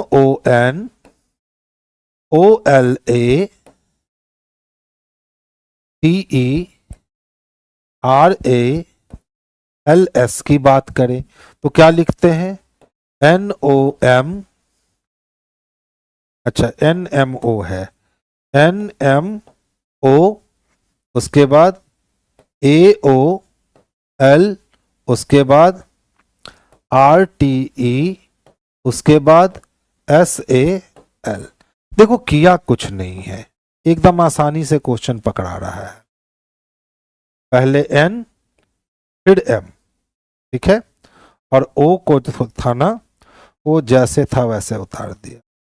हाँ ठीक है, फिर से देखो 3 का पेयर चलेगा, पहले A फिर O और उसके बाद L जैसे है उतार दिया। फिर ध्यान दोगे, फिर से यहां R लाता है, T लाता है और E। ठीक है, यानी कह सकते हैं कि तीसरे लेटर को पहले लाता है फिर 2 लिख देता है, फिर तीसरे लेटर को पहले लाता है फिर 2 लिख देता है। सेम काम हम लोग यहां कर देंगे। तीसरा लेटर हमारा कौन है? R, उसके बाद AB को लिख देंगे, 3 लेटर खत्म। फिर तीसरा लेटर कौन? A, उसके बाद फिर AC को लिख देंगे। फिर तीसरा लेटर B, उसके बाद DA को लिख देंगे और फिर तीसरा लेटर S, उसके बाद RA को लिख देंगे। यही हमारा डिकोड बनेगा। तो राबा AC, देखिए तो राबा AC ऑप्शन नंबर डी में दिख रहा है, तो आंसर हम लोग ऑप्शन नंबर डी को कर लेंगे बाबू, यही हमारे लिए सबसे परफेक्ट आंसर होगा। अच्छा प्रश्न था। टमाटर, बंधा गोभी, भिंडी और खीरा में बंधा गोभी को अलग कर दीजिए बच्चे। ठीक है, देखिए टमाटर का पौधा होता है, भिंडी का पौधा होता है, खीरा का पौधा होता है। पौधा कहने का मतलब एक ही पौधा में ढेर सारा टमाटर दिखेगा, एक ही पौधा में ढेर सारा भिंडी दिखेगा, एक ही पौधा में ढेर सारा खीरा दिखेगा। लेकिन बंधा गोभी वैसा नहीं होता है, एक पौधा में एक ही बंधा गोभी दिखेगा। या दूसरे तरफ से जाएं तो ये सब क्या है? तो फल का रूप होगा, लेकिन बंधा गोभी जो है ना वो पत्ता का रूप होगा, लीफ का रूप होगा। तो बी हर हाल में क्या हो जाएगा? तो अदर से डिफरेंट हो जाएगा। ये भी अच्छा क्वेश्चन है। इक्थियोलॉजी का संबंध मछलियों के अध्ययन से है, उसी प्रकार जेट्रोलॉजी का संबंध, आप इसको देख लीजिएगा बाबू। ठीक है, साइंस पढ़े हुए जमाना हो गया, ध्यान दोगे। अच्छा बताओ, अगर हम यहाँ x, a और d रखते हैं, ठीक है, तो देखो 24 2 26 और 7 यानी +9 जुटेगा ना। तो अगर हम 9 6 जोड़े तो 15 हो जाएगा, 15 के लिए O बच गया हमारा। अब देखिए 1 से 10 होने का मतलब है हमने 9 जोड़ दिया, तो 9 और 9 18, 18 भी बच गया हमारा। अच्छा देखिए यहाँ 4 से 13 हो गया, यानी फिर से हमने 9 जोड़ा, तो 12 9 21, यानी अगर हम यहाँ U रखेंगे तो हमारा आंसर चलेगा। तो देखिए तो x a d और कहीं है क्या? लेकिन उसके साथ O R U चाहिए, तो ऑप्शन नंबर बी में x a d भी है और इसके साथ O R U भी है, तो आंसर बी नंबर जो है ना यही सबसे परफेक्ट आंसर हो जाएगा। अच्छा क्वेश्चन था ये भी। एक ही पासे को हमने कितनी बार घुमाया? 2 बार घुमाया। कहता है m दर्शाने वाले फलक के विपरीत फलक पे ज्ञात करो। तो देखो OP दोनों में कॉमन है, जब 2 एलिमेंट कॉमन हो ना तो जो भी सिंगल एलिमेंट है वो एक दूसरे का अपोजिट हो जाएगा। तो m का अपोजिट कौन हो जाएगा? तो q हो जाएगा, यानी ऑप्शन नंबर बी हो जाएगा। देखिए a b की बहन है ना, तो A बहन है, किसकी बहन है बच्चे? तो B की बहन है। C B की माँ है, तो माँ ऊपर होती है, डी सी का पिता है तो डी पिता है तो ऊपर चला गया, ई डी की माँ है और ई जो है ना वो डी की भी माँ है।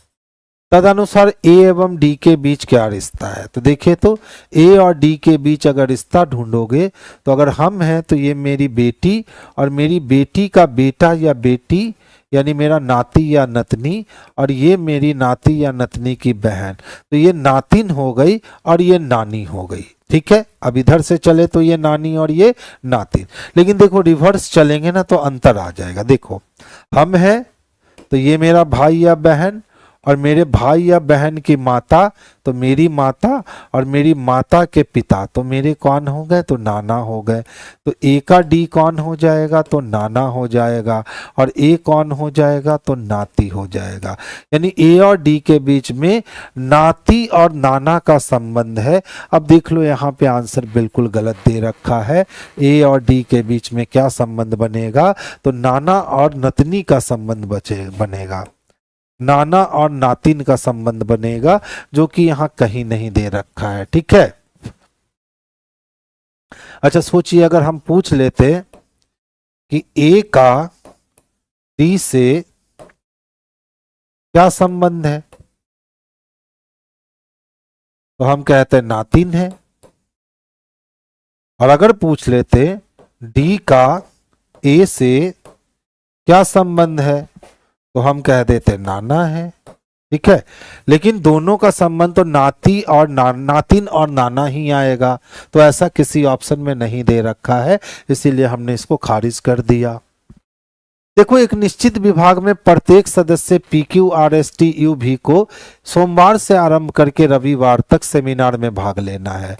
Monday, Tuesday, Wednesday, Thursday, Friday, ये सैटरडे और लास्ट संडे तक सेमिनार चलेगा। चलिए आगे चलते हैं।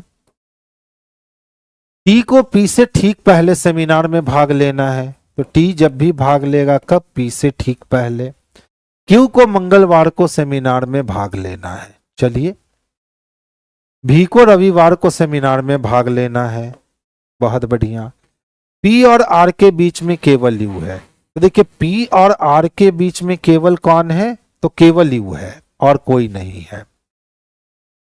एस को क्यू के पहले, तो एस को कब? तो क्यू के पहले भाग लेना है। खत्म।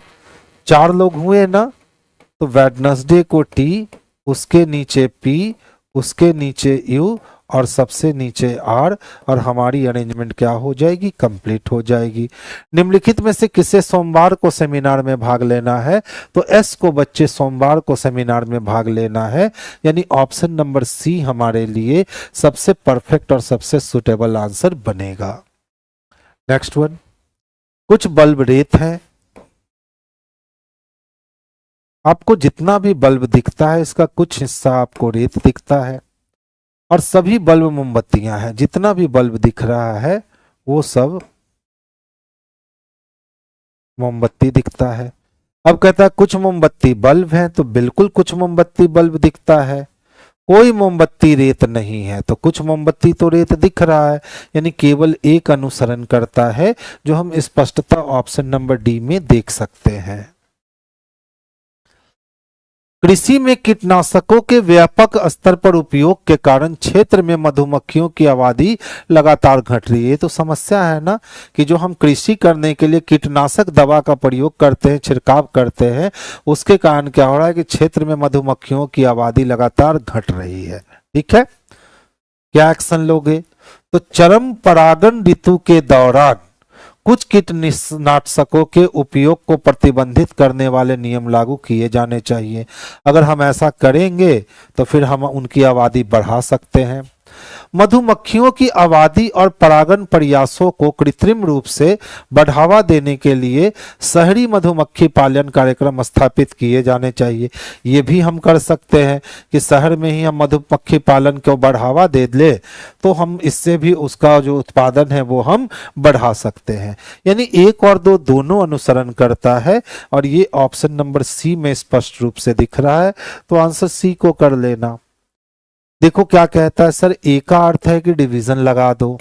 चलिए, बी का अर्थ है सर मल्टीप्लाई कर दो, सी का अर्थ है सर प्लस कर दो और डी का अर्थ है कि माइनस कर दो। चलिए बॉडमास को तोड़ लेते हैं। तो देखो 9 छक 54, 8 छक 48, तो 55 प्लस 7 और माइनस कितने 48, तो प्लस माइनस माइनस हो जाएगा क्या, होगा ना। तो देखो 55 में से अगर हम 48 निकाल लेते हैं तो हमारे पास 7 प्लस 7 बचेगा, यानी 7 प्लस 7 14 ही बच पाएंगे, जो कि स्पष्टतः ऑप्शन नंबर बी में हम देख पा रहे हैं। देखिए कहता है सर बतला दो ये आकृति आपको कहाँ दिखेगी। तो करना एक्चुअल में कुछ नहीं है, बस इस आकृति को पूरी कर दो, आपको स्पष्ट रूप से वो आकृति दिखने लगेगी। ठीक है,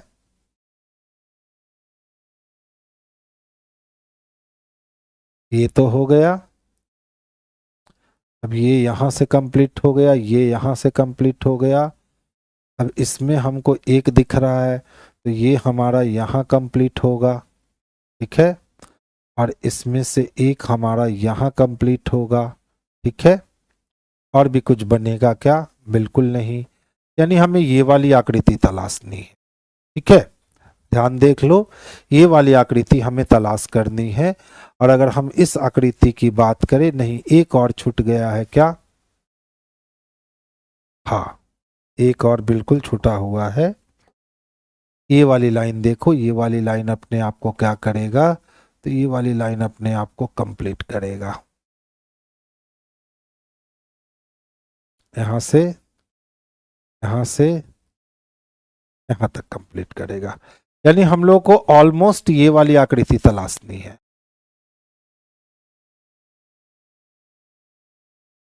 ये आकृति तलाशनी है। अब देखो ये आकृति आप अगर तलाशने जाते हो तो ऐसी आकृति आपको ऑप्शन नंबर बी में ही तो स्पष्टता दिखती है। तो परफेक्ट और सुटेबल आंसर आपका जो है ये बी नंबर हो जाएगा। अच्छा क्वेश्चन था ये भी। देखो कहता है कि सर ऑड मैन आउट आपको निकालना है, तो ध्यान से देखिएगा। 18 प्लस 2 20 होंगे क्या, तो 12 प्लस 3 15 होंगे, और 20 प्लस 3 23 होगा, और 8 प्लस 3 11 होंगे। सब में लास्ट से सेकंड आने में 3 बढ़ा है, इसमें 2 बढ़ा है, यानी यही जो है ना अदर से डिफरेंट हो जाएगा। तो आंसर ऑप्शन नंबर ए को कर लीजिएगा। देखिए 5 में अगर 3 जोड़ोगे ना तो 8 मिल जाएंगे, और 12 में 3 जोड़ोगे ना तो 15 मिल जाएंगे। तो 11 में अगर 3 जोड़ोगे तो 14 मिल जाएगा, जो कि ऑलमोस्ट इस दोनों में तो नहीं दिख रहा है। अब देखो सेकंड, 24 से 19 होने का मतलब है कि आप 5 की कमी करोगे, और 23 से 18 होने का मतलब है 5 की कमी करोगे। तो 14 में 5 की कमी करोगे तो 9 मिलेगा, यानी n के बाद h नहीं, n के बाद i चाहिए, जो कि ऑप्शन नंबर डी में हम स्पष्ट रूप से देख सकेंगे। तो ये था आज का सेशन बाबू। तो आज की सभा हम लोग यहीं बच्चे क्या करते हैं, बर्खास्त करते हैं। हमारी मुलाकात फिर नेक्स्ट टेस्ट में होगी।